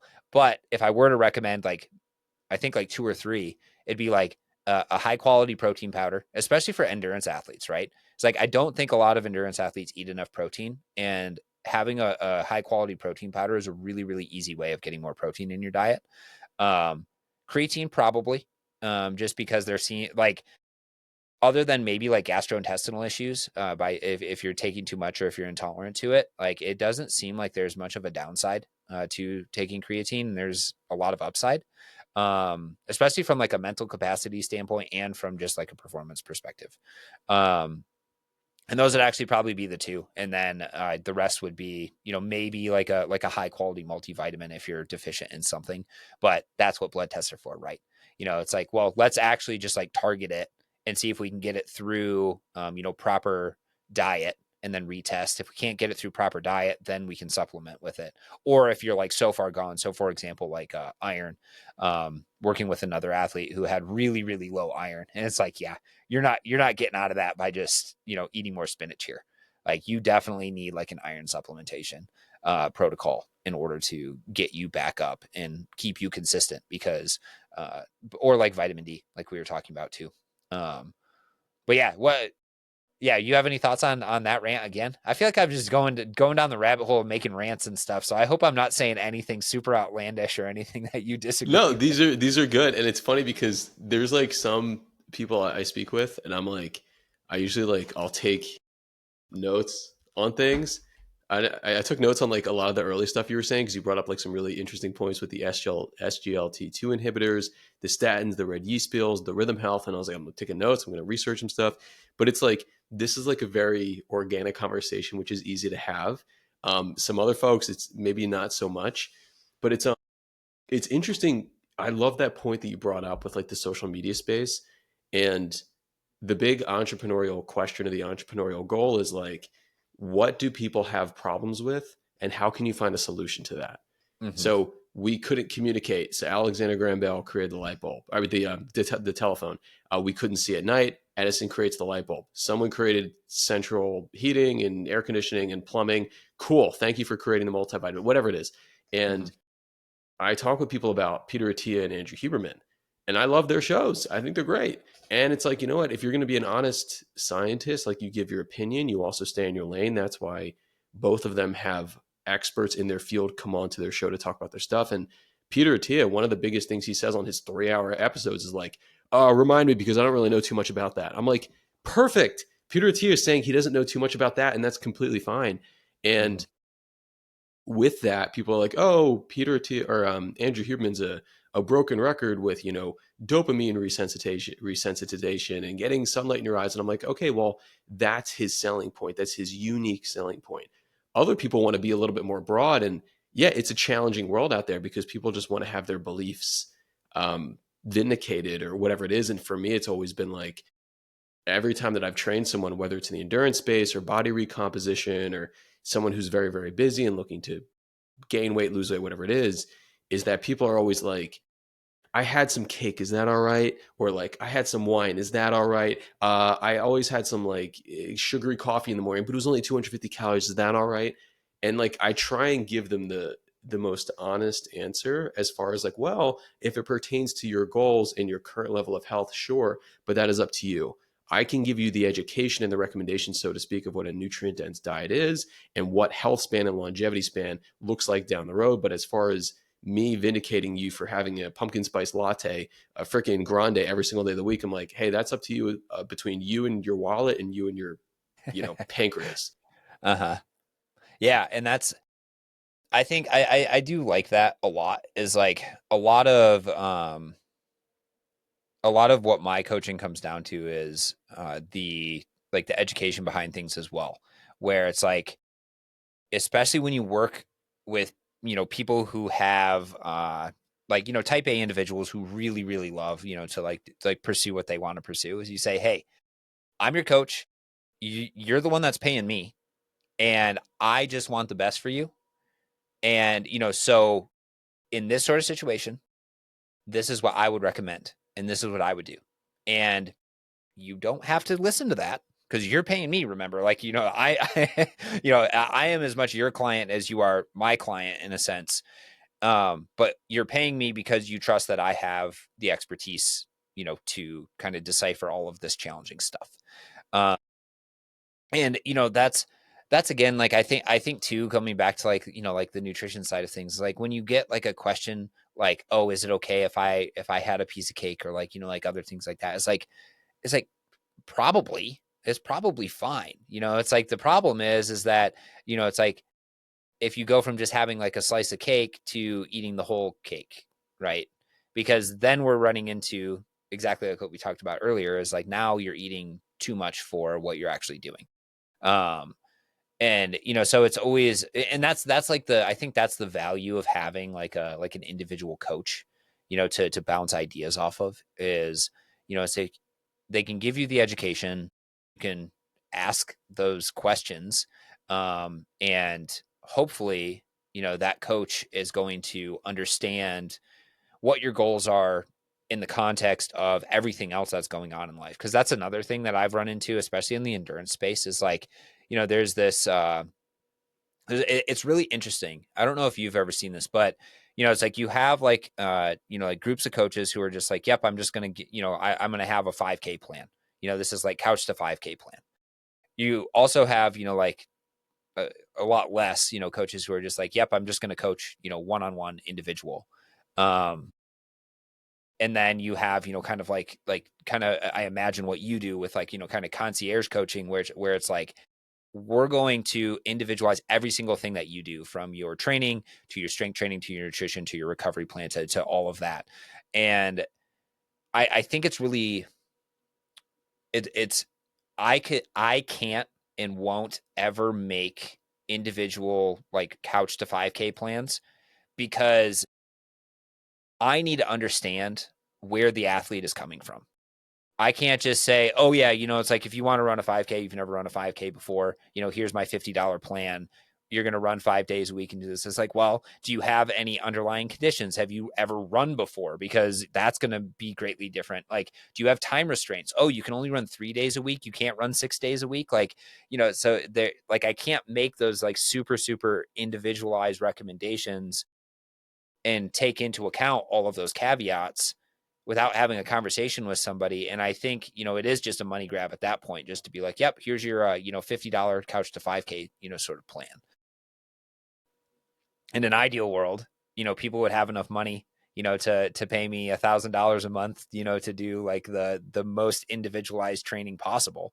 But I also understand that, money is a huge constraint, especially when it comes to like, what's the problem you're solving when you're an endurance coach? Well, I want to run faster. Well, unless somebody really, really wants to run faster, it's hard. It's like, that's a hard selling point, as opposed, like, in comparison to, oh my gosh, I've had gut health issues and diarrhea every single day for the last year, and it keeps me up at night and it just feels uncomfortable. It's like, oh, I have the solution for you. Like, it's like, that's a bigger pain point than, like, well, I just want to run my 5K faster. And maybe not, maybe for some people it is, but I think for like, that's kind of what I've been finding within like the endurance performance side of things, is like, you don't, it's a lot harder to sell like a PR than it is to sell um like, oh, you're overweight and we want to get you like a six pack, for example. No, it's interesting too, because the more I've spoken with like my friends about this, and I'm kind of like, hey, what do you think about this idea with like my company that I do and some of their companies, whatever else? I remember seeing on your page that you said you get people ready for races, running or biking or swimming, less than 45 minutes a day. And I love the tagline of that. I think it's like very catchy, and your page is great to look at. It's very aesthetically pleasing, and you have like a lot of science on there. It's easy to follow. But you were very honest about that too, where you're just like, hey, it's really hard to sell a 5K. Because even so, I mean, the psychology behind it is unbelievable. And you turn more into a therapist than an actual coach. Mm-hmm. And I've had so many people, and I know you've had so many people too, probably way more people than I have, who are getting ready for 5K, 10K, of course, that first half. And you're trying to tell them, like, hey, maybe 80% of your week, it's supposed to be at a low intensity, maybe like a zone 2. And then they're uploading to Strava and they start comparing themselves to all their people in their running club. And they're just like, but it's so slow. It was like a 14-minute mile. I'm like, yeah, that's where you're at. It is You're a what it is. you're a 14-minute mile person. It's the summer and you're just getting started, but in the fall when you're more in shape, that'll go down to a 13, then a 12 and 11. Hey, that's progress, right? And the goal Hmm. is not to be a runner now, it's to be healthy for a lifetime. Going back to like Atomic Habits by James Clear, right? Identity change. I try and kind of get away from that as much as I can, where I'm like, sure, I'll coach a person for a marathon, an ultra, whatever, fine. But mainly, like, I want to attract those people who truly are looking to optimize every single solitary detail without having to spare all the expenses. Like, I'm very open about it, where I've run like 80 something marathons and ultras, and it's like crazy. I have stuff in the closet back there, but I indulge in a lot of ice cream the day before and a lot of ice cream the day after. And Hmm. people are like, how could you do that? I'm like, you know how many calories it took me to run 100 miles? Even 50 miles or a marathon? Do you have any idea? Like, go run one and then watch your metabolic rate just skyrocket for the next 2 or 3 days. Like, Hmm. your heart rate's not going back down to normal for a few days after running 100 miles. So I can afford this 3 scoop Sunday once. And like, that's what they're not understanding. So I would rather be transparent and say, hey, I have a family, I have friends, I have a job, I do all this X, Y, and Z, and I want to operate up here, and you can operate up here too if you ask me. But you also have to be willing to do that homework as well, because I'm not willing to answer those $5 problems of like, I want to do this, and I'm like, okay, fine, but like, you have to do the homework yourself. Again, no free lunch. Yeah. No, I agree. I think like, and again, that's like, I think that's why it's worth it to have like a little bit more of that, like kind of like price barrier to entry. So then you're not just getting the person who is like, what's really surprising is that if you're a coach and it's the people who pay the least who actually have like the most sort of like complaints and, things that they want changed. It's crazy. So like that, so I've slowly raised my prices, like for like individual, like monthly athletes, over time. And I'm positioned in a place now where I don't get very many not serious people. Um, like I actually know every single one of my athletes is like serious for what they're doing. In an ideal world, like in like where I see kind of my coaching going is, like going a little bit more towards like that, like all encompassing, optimization of everything. Because then it's health, performance. Oh, well, you want to run an ultra marathon now. Okay, we'll pivot to that. Oh, you're having, trouble sleeping and stuff like that. Let's do some blood tests. Let's, measure your sleep. Let's do all that sort of stuff. But like you said, it comes at, like a premium, right? It's like you have to have the tools available. You have to be either willing to fly up to me or, like be in the vicinity of being able to pay, for like, some lab based tests and other things like that. Um, and the challenge is that the higher the price point, the less people you find. But as soon as you start to find, people like I was looking at your website earlier and it was like, oh yeah, by referral only. So you obviously have a system where, it's like you do the work with people, then, they're talking to their friends, they're talking to their family, they're talking to other people. Oh, dude, this guy's, we're doing this, that, and the other. I just learned all about HRV and what it actually means. It's not just like a number anymore, and like all this other sort of stuff. But yeah, it's interesting. And then I also go on like the other side of things where, now I'm trying to release like a more of like a community, like a membership sort of style thing, where I teach people my system so they can use it for their own self coaching or coaching. Because it's kind of like, what's the old adage is like, teach a man to fish, or, it's like, or just give him some fish. I want to teach people to fish at this point.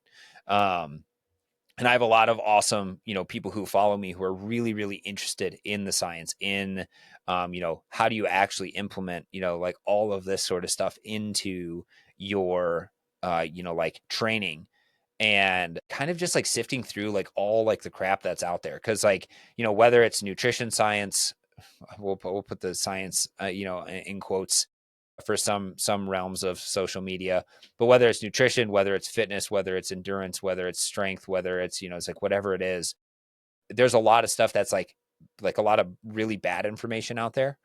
There's a lot of misleading information out there. And, like I want to be kind of like on the end of like giving people like the information affordably. The only challenge is that then you have to play the numbers game, right? It's like, well, in order to make this work, it's like, in an ideal world, I'd work up to 500 or 1,000 followers, who are like signed up for the membership and engaged in all of that. Um, so yeah, it's trying to like please everybody across the spectrum.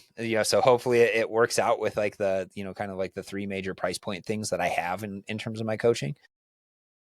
But yeah, that's kind of where I'm at. I'm like, man, I don't want to. I want interested people to have access to that sort of stuff so they can actually go take it and implement that into their own training. But then there's also people who are like, nope, just tell me what to do. Like I don't want to like necessarily learn all of it. I just want to, you know, reap the benefits of all the information that you have stored in your brain, right? No, I think that's it, and it's an interesting game that like we're playing now too, because I haven't really been on social media for too long, and like you can look at my follower count, not very high, and I'm okay with that because for Mm-hmm. me, I'm like I just love doing the podcast. I love making new friends. I love having these conversations. But I was, I guess, fortunate enough to get into the coaching space like several years ago, and I kept in contact with a lot of good, really amazing clients, and it became word of mouth like very Mm-hmm. quickly. I used to live in Central Florida, right by Disney, and they have like these like Golden Oak. It's like they have these huge multi-millionaire communities, and I just happened to be working with some of them when I was a master's student, Mm-hmm. and from there it was like, oh, you live in a $5 or $6 million home and you belong to this country club which has $50,000 a year dues just Mm-hmm. to say that you're a part of this country. I'm like, that's different money, you Yes. know? So when you're saying, oh, can I get a raise because I'm making $65,000 a year? I'm like, that's not even going to cover their country club. So I was like, oh, like there's that sort of thing. And what I realized was that when I started working with those people, they were generally very kind, very focused, and they wanted to take their very close friends and family along the ride for them, like with Yeah. them. Yeah. So they Yeah. Yeah. weren't Yeah. like sectioning themselves out. And it's funny, I tell my girlfriend almost every day when I hit people up to come on my podcast, the amount of times people ask me, well, how many followers do you have? This is my hourly rate. And I'm like, all right, that's fine. I don't want to talk about it. I don't want to talk with you anyway. I'm like, I'm not going to pay you $250 an hour for your time. Like, I truly don't care. But it's like with those folks, it was more of like, I have friends who run coaching companies and they'll put a flat fee of like, oh, it's just $200 a month. And it's funny because like Daniel Tosh had a joke about that where he was on stage and he goes, sorry, the tickets were so expensive to see me tonight, guys, but I can't afford to sell tickets to people who can afford $25 because I don't know what they're going to be bringing with them to the show. And it was funny because it was like, he was like, I don't want to have these $200 a month conversations because anyone can pay Mm-hmm. that. We're talking Yeah. something quite a bit higher. And I'm invested in you. You're invested in me. This is going to be a great relationship. And you tell just three or four of your friends, and that's my career. And I want to be along with that ride. So I was never interested in playing the social media game, especially with ChatGPT and people basically copying off each other's content. And anytime Yeah. you see in like the captions or this is how you optimize this, or like what are the three myths about this? I'm like, yeah, it's all the exact same prompt from the exact same AI. I'm not willing to compete in that space. You have a It's PhD, a you're a scientist, you know a lot more than the average person. So do your due diligence and teach the general public about these really difficult concepts by the Feynman method, and you're helping way more people. So play that game. Mhm.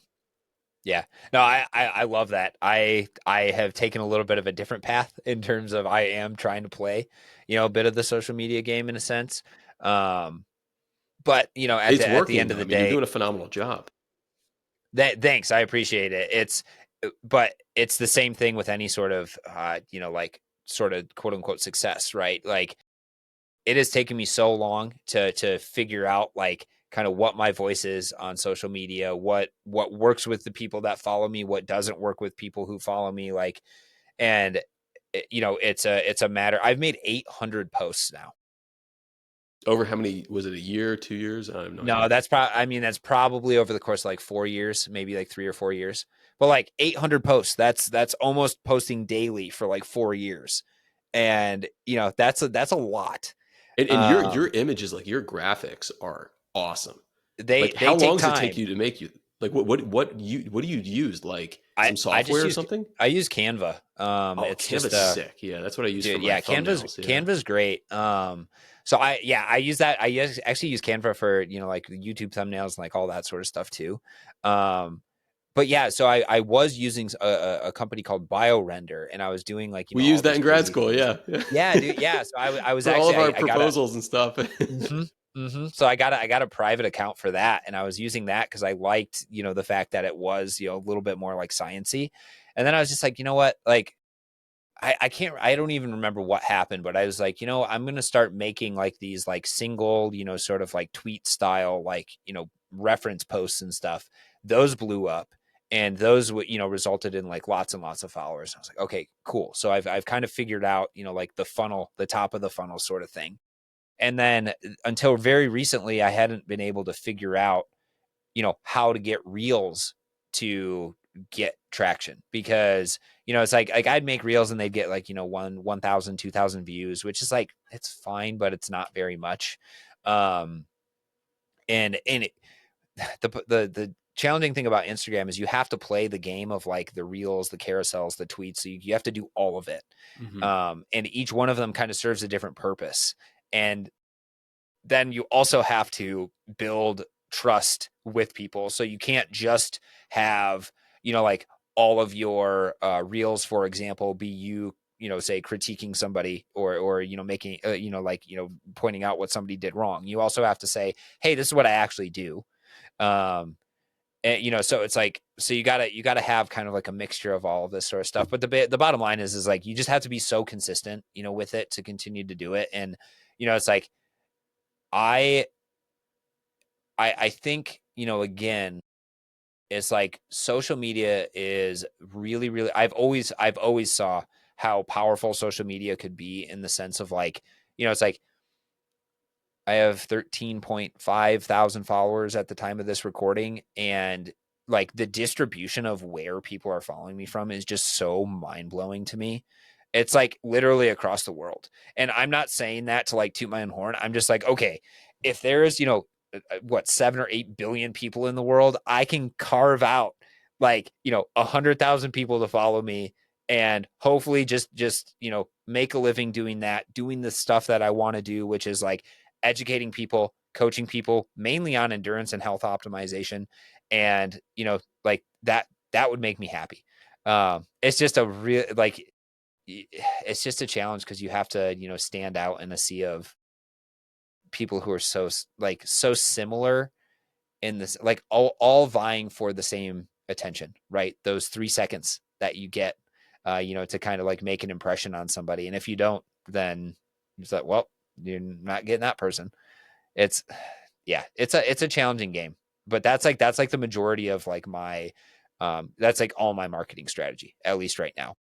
You have the I noticed with your post too, which is brilliant. You do like the tweet style stuff, but it almost looks like a diamond in how you post everything. How it's almost everything's very symmetrical, and I'm like, oh, this is very Mhm. easy to look at. Like it's It's not my scattered. It's great. no, that's like the organization brain. I was like, if I came to somebody's social media, what would I want it to look like? So I kind of have like a pattern of like, how I post stuff, and, like in all of that. So I'm glad somebody's noticing, sort of It's not going unnoticed, Phil. yeah, I appreciate it, man. That was I did a course earlier this year.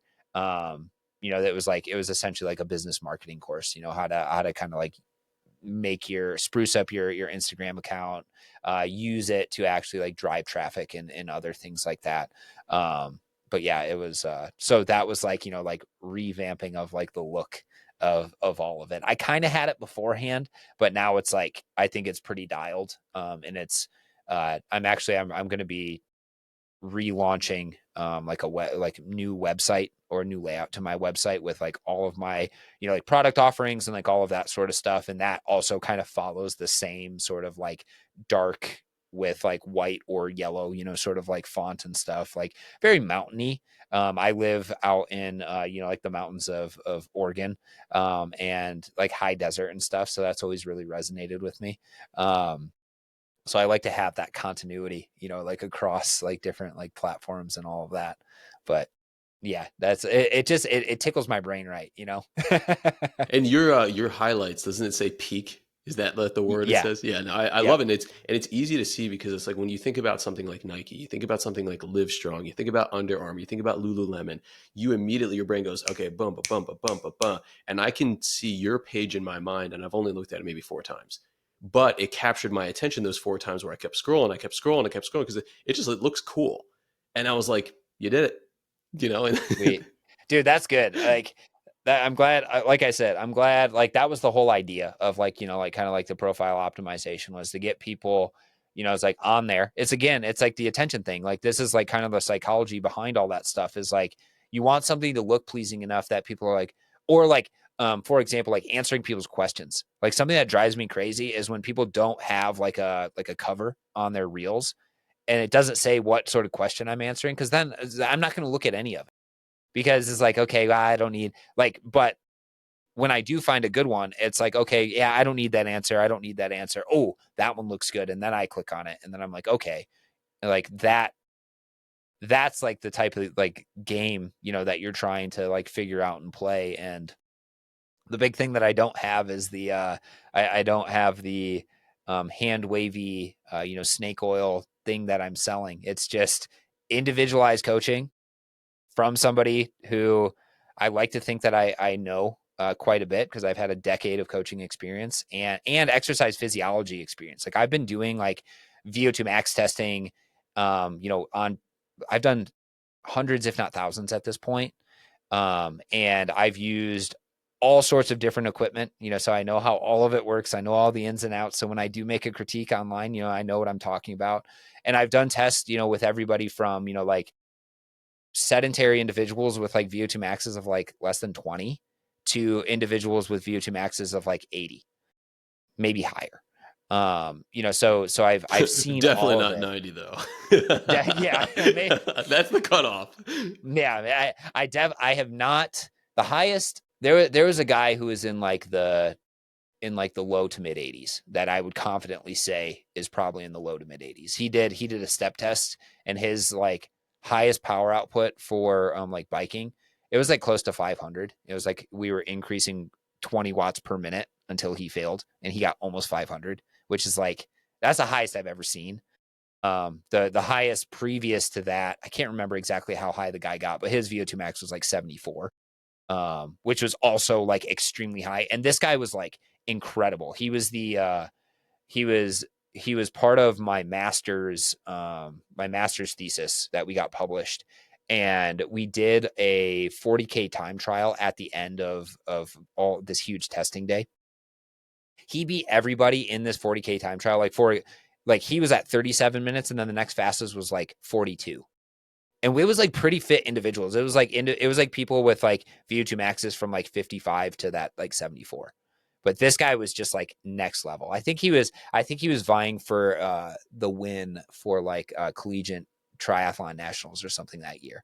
So it was like even that guy, 74.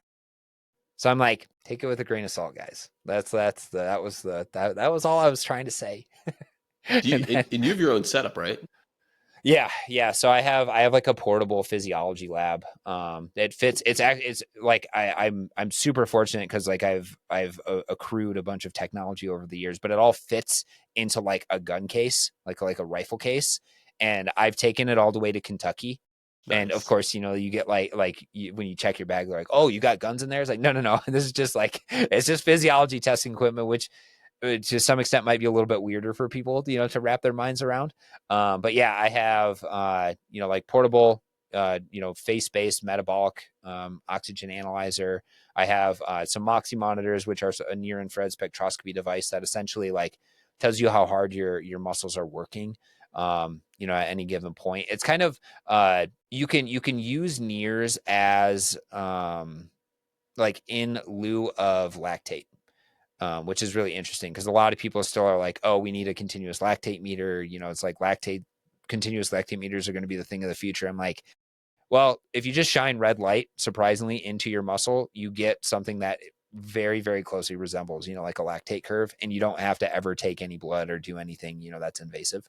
So I have that. I have, a few other things in terms of, like wanting to measure like lung volume and function that I can do.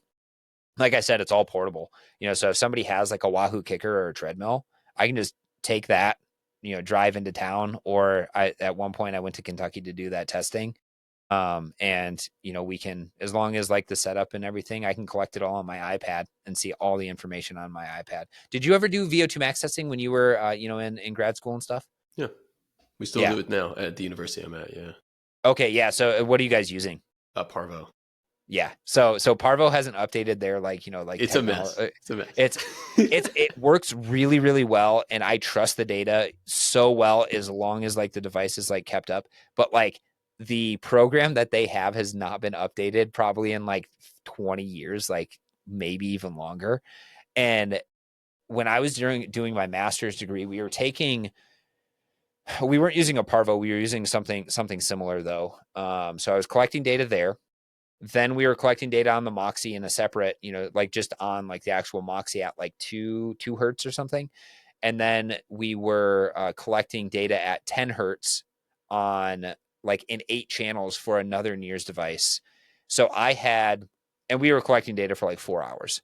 So I had to try to like match data from all these different, like averages and frequencies and sampling rates and all this sort of stuff. And I was just like, for the love of God, will somebody just make a Bluetooth ready, sort of like mobile physiology lab? And I finally have it dialed in, and it gets me excited. Of course, people don't really like appreciate, all of that unless you've gone through, sort of like looking through 4 million data points and trying to like average 10 hertz, to 2 second averages or something. Holy crap. That was awful. But yeah, it's like, I have an iPad and then I have all my devices. They all sync to it, and I can collect it and look at it in real time and analyze it. And it's so beautiful. It's awesome. The NIRS is what is it? Near infrared red light spectroscopy. Near infrared spectroscopy. So the Okay, yeah. infrared. Yeah. Yeah, and that's it Um, like does like hemoglobin, deoxyhemoglobin or whatever. I it, worked on a study when I was like my third year of my grad school. It wasn't like mhm. I was the runner up basically to this girl's dissertation, but I was like, "Oh my god, I haven't heard that term since 2021." And I'm like, "We had that because we were looking at like melatonin supplementation and the exercise pressor test, and we were looking at blood pressure variability, and that was like her third aim or something." And I just set it up. I never really like analyzed the data, but Yeah. Yeah. It's really interesting. If you get good data, especially like, during like steady state stuff and all of that, it looks really, really good. But if you don't set it up properly, if you don't have it, like kind of like positioned correctly on a muscle, you can get super, super noisy data. So there is a little bit of like a learning curve, to try to like analyze it and stuff. But yeah, it's really changed. Like I've never had to use lactate because I use NIRS devices, and they give me like more fidelity in terms of actually determining, where your breakpoints are and stuff, which is that's something. It's like right now everyone's really appreciating, like VO2 max testing, right? Peter Attia has been like instrumental in talking about that, which I absolutely love. But then the problem is everybody's like, oh, well, I need to do a VO2 max test just to test my VO2 max. And you're like, yes, that's one number that you could get from that. But if you do a proper VO2 max test where it's long enough and you start at like a low enough exercise intensity and all of that, you get your first threshold, sometimes called LT1, lactate threshold 1, ventilatory threshold 1. There's about 8 million different names for it. You can get your second threshold. So, uh, confusingly enough, that can be called lactate threshold or anaerobic threshold or LT2, ventilatory threshold 2, whatever. And then you get your VO2 max. And then that's actually the framework that I use to create training zones. And that, that's another thing I think like a lot of, um, I have a lot of frustrations with like, like some of the training zone methodologies that are out there because they don't have any like anchor points to them. They're just like, yeah, we made a seven zone training model and we just use percentages of, like your FTP or something. I'm like, that doesn't really work. Like, because like, yes, probably around FTP is pretty accurate, but then all the other stuff on either side of it, get out of here. Like, we have no idea.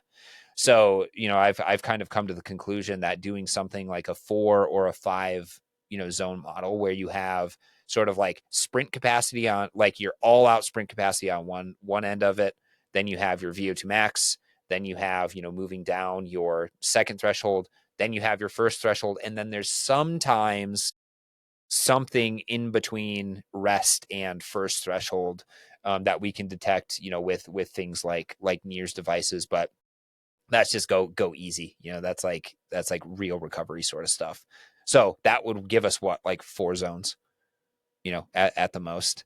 And that's what I'm confident in. I'm like, yep, I'm pretty sure. It's like I'm pretty confident with like 4 zones, and we can mess with, like intensities above or below, like certain thresholds to get different stimuli, or kind of just like in between. But it's like to have somebody who's just like, yeah, we have a 7-zone training model that's going to target your neuromuscular anaerobic system versus your a lactate. I don't even know, like the terminology, is, without doing the testing, I don't think is appropriate. Like, I think it's making things sound more complicated than what you're actually doing, which is just taking a percentage of, somebody's like FTP, for example. Yeah, people want to make it more definitive and much more scientific and harder than it needs to be. Yeah. But it's funny, like in this space too, as you really wonderfully said, like there is so much variability between what you see online and then even the wearable devices too. Like Mm-hmm. I've had that conversation with a lot of friends and a lot of clients about like the Apple Watch. And I'm like, the Apple Watch is great for many things, but like heart rate training zones, no, it's not. Like I don't really believe in their 5 compartment model. Completely different from Garmin, completely different from a lot of the online calculations, a lot of the different textbooks if you're looking at them. And I'm like, the underlying key is being consistent. And then like from there, they see someone like you who actually has the portable lab and it says, okay, by a trained scientist, let's find out your LT1, your LT2. That's after the whole consistency piece though. And if you really want to qualify for Boston or Cone or whatever it is, you'd Phil or a great practitioner who knows what they're talking about and can have these nuanced conversations about when is OBLA. Yeah. Are you creating the lactate? Are you not? Do you need to train sub or do you train full? Then we'll talk about the nutrition conversation of, are you getting ready for this workout? Are you sustaining effort? Are you having carbohydrates? Are you recovering? There's so many different things, but I love the underlying consistency. It's not Yeah. a That 4 to 6 week thing. It's a years thing. Yeah. Yeah, that's always what I tell people too. And then on top of that, like, being consistent in how you measure things is also super important, right? Like, I don't think it's appropriate to be like, okay, well, we're going to use, this zoning method, for example, for somebody, but then we're going to go to this lab and we're going to get what their zones are, and then we're going to go to another lab and get what those zones are, because, like, I can guarantee you, if you went from one lab to another, you probably get, slightly different results, and different interpretations of it as well. Um, and that's just because, it's like, it is what it is. It's not as set in stone as we want it to be, but being consistent with it, right? Doing the same test over and over, or doing this. I'm a big fan of like repeating workouts. For example, like if somebody's going into, like a, I don't know, like a marathon block, a marathon specific training block or something like that. We're doing like, repeat 1Ks at around marathon pace. It's like, okay, if we do, 6 to 10, depending on, what fitness level they are and stuff like that. It's like, I want to see you come back the next week and do the 6 to 10. And I'm going to see, like, given the same heart rate, given the same speed, where are you at? And I'm going to track that over time. But I think, like, it's like, it's trying to, a lot of the times I think people get a little bit, wanting to do like the Salt Bay, put more salt on it than is necessary. And people are like, oh, well, I need to change things up, because if I change things up, then people are going to think I'm smarter, or, it's more complicated than it is. It's like, no, you have to keep it consistent, because then you can actually track if they're actually progressing or not. And a lot of the time, and then staying consistent, right? Because a lot of the times, like, because I work with like type A individuals who are trying to crush it at work and crush it, like during training and stuff, like, things come up. And, it's like sometimes they can't get to the same workout. And I'm like, yeah, well, I want to see at least 2 weeks in a row of this, like of same workout and maybe slightly better effort before we're gonna, push you up. I'm not just going to be like, oh yeah, you missed that workout, so now we're just gonna move up anyways, from like 6 reps to 8 reps. It's like, nope, like we need that slow progression. And it gets harder the closer you are to a race, right? Because then there is that kind of like time constraint and time crunch. Um, but yeah, I think that's not talked about, like enough, is like having the consistency in both like the doing similar workouts, quite often, and then also in the measurements that you're doing. Like in all honesty, I'm okay with a device that, like, say for example, like if I knew a medical, like a metabolic device was like 5 points higher than, like another metabolic device, but it was reliable. So every single time I tested, it was always like 5 points higher. I'm way more okay with that than one that's like, oh, well, this one is gold standard lab grade, but the variability goes from 5 to 10 to 5 to 10, or something like that. Like that doesn't help me. That doesn't tell me if you're actually improving, because now we have the potential for the inconsistencies within the measurements actually coming into play and changing, rather than is your number actually changing. And this is where I always like to look at, well, like keep the same protocol. Okay, how high did you get in that protocol? Did you get to, um, you know, 500 watts and then 525? Because, that's a market improvement in your output. Let's see if that resulted in a higher VO2 max as well. But if we went from, like 500 to 525 and then your VO2 max went down, that's a little suspect. And that's where I would start to I would question the results given from the device, not the person first. And I would say, well, did I calibrate that correctly? Did I, maintain things, like, was everything, held kind of constant in terms of, like the testing? And that's another thing that I really want to work on, is the education side for all of these portable metabolic devices that are coming out, and teaching people what proper testing actually looks like. Because it's not just as simple as put a mask on and, just ramp them up as hard as they can. Like there's recommendations out there in terms of the literature and stuff, like you're aiming for anywhere from 7 to 15 minutes, depending on the fitness of the athlete. Do you do a ramp protocol? Do you do like, some sort of like pause protocol to get lactate? Like, there's a lot more things you need to think about than simply just like, yep, we're just going to increase, like for 7 minutes and they're going to hit VO2 max. Because if you go too fast, then you're probably going to miss it. If you go too slow, then you're probably going to have, like VO2 max being elicited at a lower power output. And, there's a lot more nuance than just, like I was saying, just like ramp it up, give them their test, and, go on your way. And the problem is that too many people don't think along these lines. And we've been working with a lot of data with our ultrasounds and looking Mm-hmm. at the variability in muscle cross sectional area and muscle thickness, literally just measuring, like the four quad muscles, measuring the two big calf muscles, biceps, brachialis, triceps, things like that. And we'll have some of our students measure, we'll have some of the faculty measure, some of the other folks in our lab measure, and the variability in the data is huge. Mm-hmm. And what we had talked about earlier on this conversation is that someone will go on ChatGPT, or they might come across one paper and they'll read the results of an abstract and that's it. And they're like, oh, see, told you, here it is. And it's like, no, no, no, no. If you were to dive deep for the next several months and do like your own literature review on this, you would see how much variability is in the data, and those points matter.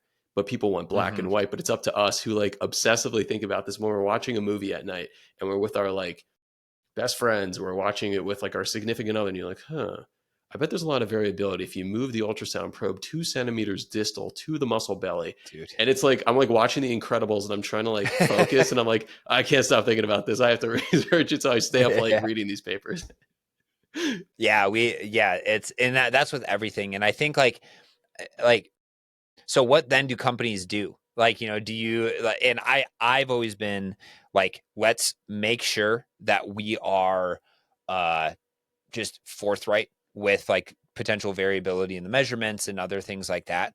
And that's actually in like the near space, there's been a lot of kind of like back and forth of like, well, what is considered accurate? Because some devices report muscle oxygenation on a scale of 0 to 100, and then all the other devices have adopted that, but they really don't report from 0 to 100. They might have a dynamic range of 40 to 80. So in all actuality, they need to, kind of blow that up, or they need some way of calibrating, to get that 0 to 100, and that makes a difference, especially going and then trying to compare, from like one device to another. Also, this is kind of where, like, I think it's less important. Like it's more important when you're comparing like devices from a research perspective. For example, like body composition with like DEXA versus like Bod Pod, or a dunk tanker, like whatever it is. It's like we need to know the difference in like the errors of those, especially if we're going to be comparing them within studies, right? But when you get out into, sort of like, like the practice side of things, like with like the, like, like a coaching practice or something, it's like, I just need to know that I have like a reliable device. I don't care. Like, so for example, if I had like an in body, and we know that bioimpedances might be like 5%, like in terms of difference, whereas like DEXA might be 3%. But like, as long as that is like consistently, like 5%, and giving me the, sort of like, again, kind of like that higher measure. Like, for example, I did a DEXA scan and then I did an in body. In body always tells me, my body fat percentage is like maybe, 10%, something like that. At least, this was in college. And then did a DEXA scan and it was like, oh, your body fat percentage is actually 20%. So there was a huge difference in terms of, like the whatever the way that DEXA was measuring versus how InBody was measuring. And I was like, okay, I'm just going to believe InBody because I like the idea that I'm 10%. Ready for Mr. But Olympia. yeah, no, I wasn't that thin at that point. It was probably like, like 12 to 15 or something along those lines. But like, and then I, did another test, and they were both, like sort of kind of like the same across the board. So I was like, okay, that, I'm not going to go out claiming, that I have, like 5% body fat or whatever it is, just according to InBody, because I probably don't believe that. But it's more accessible to me. So I'm just going to use that, and I'm going to try to, use it to actually track my progress over time. Because can we detect a meaningful change? And it seems like, you probably can. Now, I have recently started to use a much cheaper, like $300, bioelectrical impedance, sort of thing. And I don't really trust that thing. It tells me, like, oh, your body fat, changes like sometimes 1%, overnight. And I'm like, I doubt it, because my weight really didn't change either. Um, and then I also have no, anchor point, right now for things to compare to. So I'm not going to be going and, like talking about that device and like, pushing it and stuff like that. It's just a way of us getting an idea of like, well, what do you weigh? And it just so happens to give us, some level of body fat percentage that, we can essentially throw out, at that point. But my whole point is that I would rather have something that's just much more reliable, much and consistent, going back to the idea of consistency. And I think, there is a time and a place for arguing, well, what's more accurate, like all of that sort of stuff. But ultimately it comes down to like when I'm doing VO2 max testing, I'm or just any sort of physiological testing, I'm looking for something that I can help somebody construct, attainable goals with, and track those goals over time. And, like I said, if it's off by a little bit, so I'm not going to go, reporting, insanely high numbers, because I know what's, say been uh, like reported in the literature before, and like all of that. And, it's like, it's a confidence thing at that point. If I had like a Parvo and, like a bunch of other like metabolic devices, and actually like if I ever make it like super big, I'm just going to buy all of them and just like do tests with all those, and do like, it's kind of like N of one sort of like, comparisons. Kind of like, have you heard of DC Rainmaker? No, what's that? He's a guy who does like product reviews, for Okay. like endurance stuff. He does a really, really good job. So if you're ever like, like looking to try to get like a new garment or something like that, he probably has like a good comparison chart of it.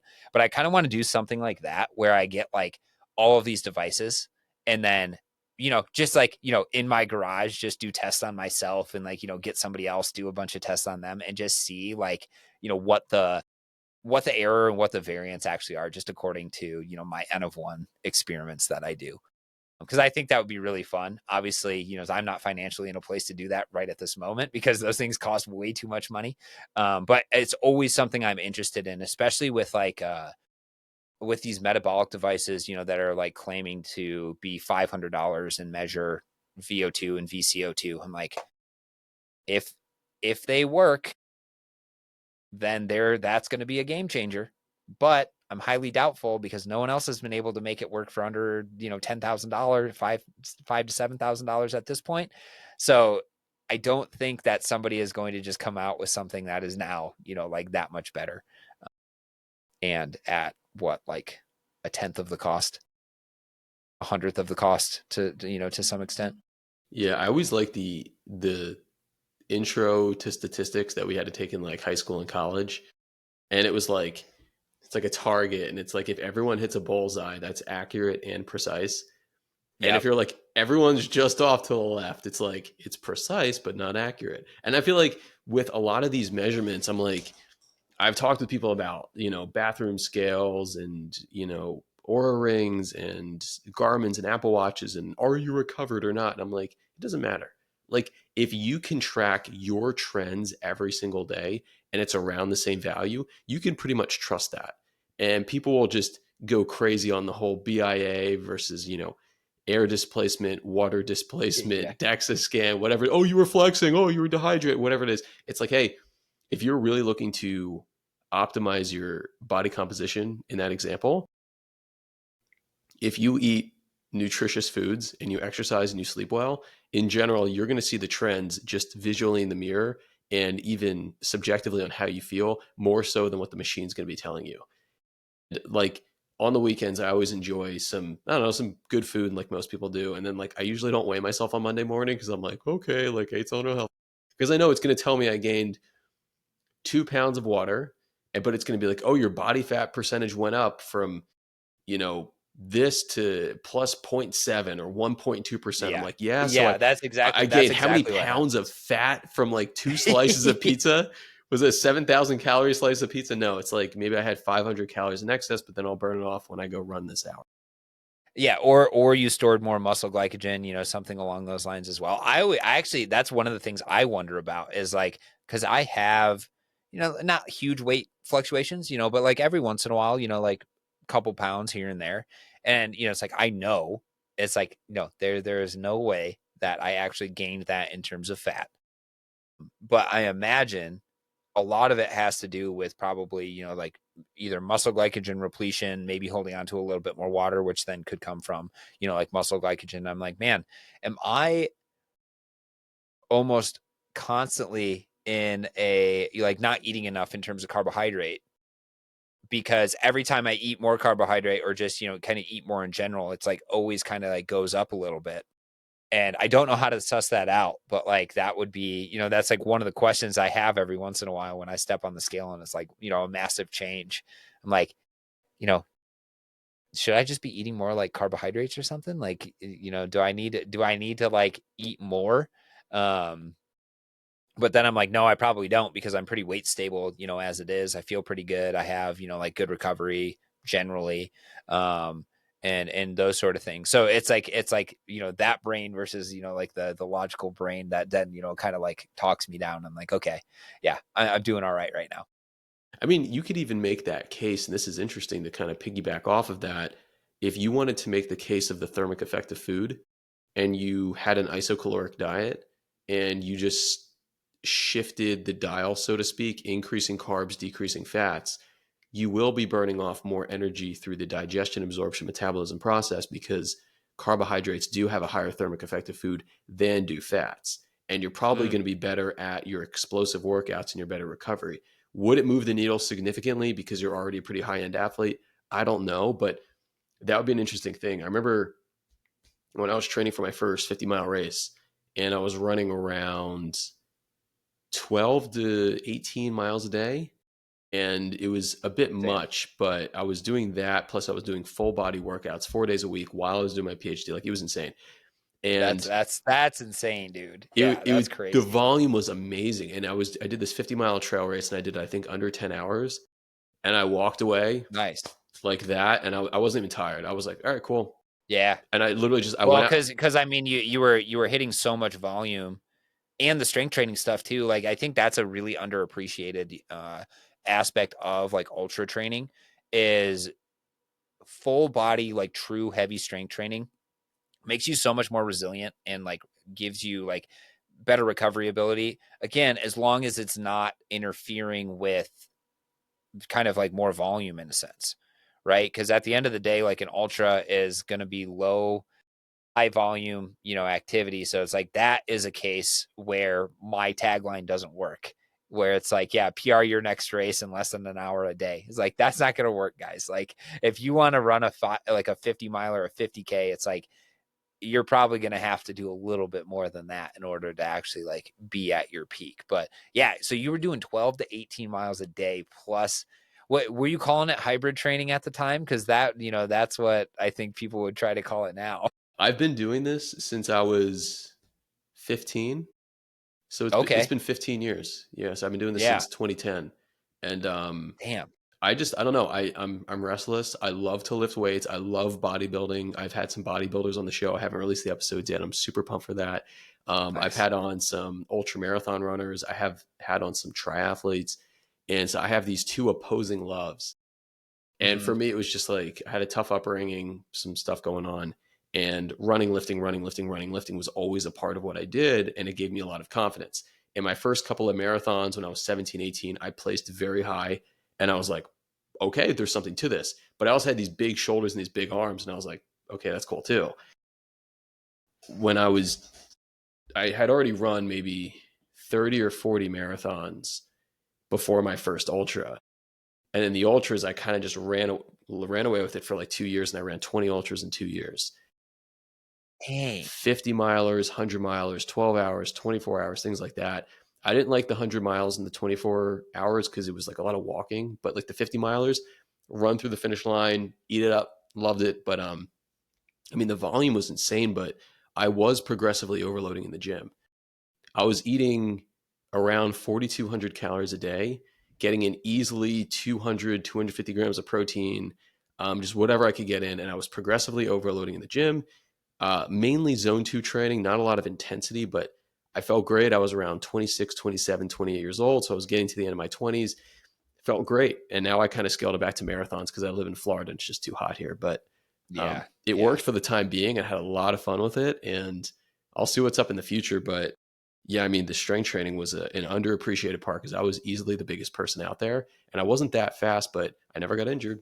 So Yeah. I know there is definitely something to say. Like, I think and I mean, it's like again, we can't draw conclusions just from, it's like, oh, well, because he lifted, he didn't get injured. It was probably, like a ton of different things, right? But that's what I do think is really interesting about this whole like hybrid approach to, sort of training. And I get a little worried when I see posts that are like, oh yeah, do like, 3 full body days a week plus like I do I don't say I'm not doing it, but what the people are saying is like I do, like an easy day and then like a VO2 max day, then a tempo day, then like a long day, and I'm just like, dude, that's like a lot. That's like a lot on the body. So you have to be, like there has to be some intensity sort of shift there, right? Because I can't imagine you could go hard in the gym while also being very successful in terms of doing like a VO2 max and a tempo workout,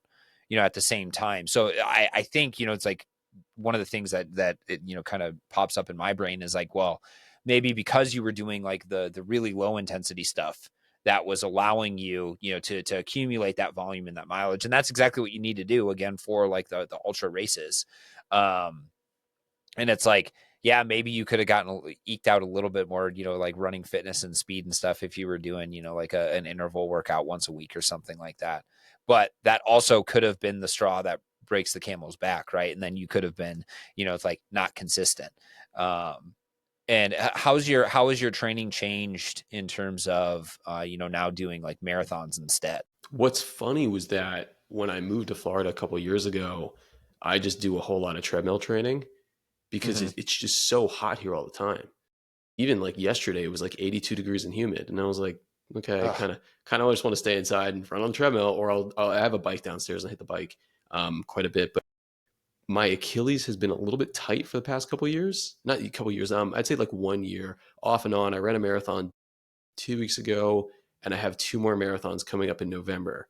And I kind of just jog. I have some fun. I'm not really going for performance. But when the weather gets nicer, December, January, February, March, I want to kind of ramp up the intensity a little bit because at this point, I'm like, if I'm doing 1 to 2 hours a day of cardio, that's what makes me feel happy. And it's Hmm. a bit of a time commitment, but like truly, that's what makes me feel happy. So I do it. I don't recommend that for everybody, Hmm. but for me, it makes me happy. I'm lifting 5, 6 days a week. I'm a little bit heavy right now, but I feel strong. But I would like to at some point make a stab at Boston. But it's Nice. going to be up to me to like commit to that because Hmm. I'm like, look at my Strava. It's like all zone two stuff. Cause I'm like, yeah, I do zone two, an hour or two a day. It gives me a ton of energy and it supplements like the mitochondrial biogenesis and the capillary density for my lifting. And I'm eating big. Yeah. I'm trying to get up like Yeah. over 170 or whatever. So I'm like, I'm obviously not like a small runner. So I'm trying to like be big and bulky and get some PRs in there. So I'm not focused nearly enough as I would need to be to get a BQ time. Well, I'll pull the veil back a little bit, because like everyone talks about like, zone two being, mitochondrial biogenesis and all this other stuff. It's like high intensity work is actually more efficient in terms of, stimulating changes to your mitochondria. And that was actually part of my dissertation. We took people through, those are sedentary individuals. We took them through 7 sessions of high intensity interval training on a bike, 1 minute on, 1 minute off, repeated 10 times. So essentially 10 minutes of work, 20 minutes of, or 30 minutes of like total exercise, every other day. And we Every other day. found, yeah. Oh my So it wasn't, god, man. but like, no, no, no. But like the thing is it was only 1 minute on, 1 minute off. That's still, I think, So mentally fatiguing enough where you're like, okay, here it goes. Like to do that it every is, other it day is is, and quite a bit. that's what makes high intensity stuff hard. So like again, like I wouldn't. It was only 7 sessions, so it was over the course of 2 weeks. We didn't have anybody drop out once they started their exercise and stuff like that. I would never, as a coach, actually prescribe, like that to anybody. I don't really think that block periodization from that perspective really has that much of an impact. I think I want to like I personally like to focus on more of like the whole picture rather than just like, okay, we're just gonna nail VO2 max training for a block and then recover. But what we did show was uh, across the board. So like your mitochondria's ability to oxidize fats, carbohydrates, or a combination of the two, all increase at least 20 to 30% in the course. So this was only 2 weeks, right? And we know that high intensity interval training improves VO2 max, which is then another marker of sort of like longevity and health span and those sort of things. But it's really interesting to me how this is a social media thing. Going back to it, is like that. Like this idea that zone two training is like the best thing for your mitochondria. Absolutely blew up on social media, and there's actually not very much data to support that statement. Yes, if you took a sedentary individual and you had them exercise, of course their mitochondria are going to get better. Doesn't matter what intensity they do. But like from the very small amount of studies I could find, you have to be doing at least 10 hours of zone 2, like true zone 2 training. And zone 2 training is exercise at or below first lactate threshold. Uh, it's not at lactate. It's not like what people call lactate threshold. That's second lactate threshold. It's at or below first lactate threshold. So it's actually it should feel pretty sustainable in terms of like you were saying, you do 1 to 2 hours every single day. Like you should be able to do zone two every single day, 1 to 2 hours, if it makes you happy. But I think, but like in terms of like the time, like the cost to benefit ratio in terms of like stimulating your mitochondrial biogenesis and other things like that, you really only start to see those benefits once you're over about 10 hours per week, which is significant for uh, a lot of people. I mean, if you go with my adage, that's like 7 hours a week. Okay, well, maybe we shouldn't be doing zone two if we're only training 7 hours a week if we were trying to maximize our mitochondria. Now, the way that I think about zone two from that perspective, because again, with the context of me working with time crunched individuals who are more like, you know, trying to be a little bit more efficient with like their time.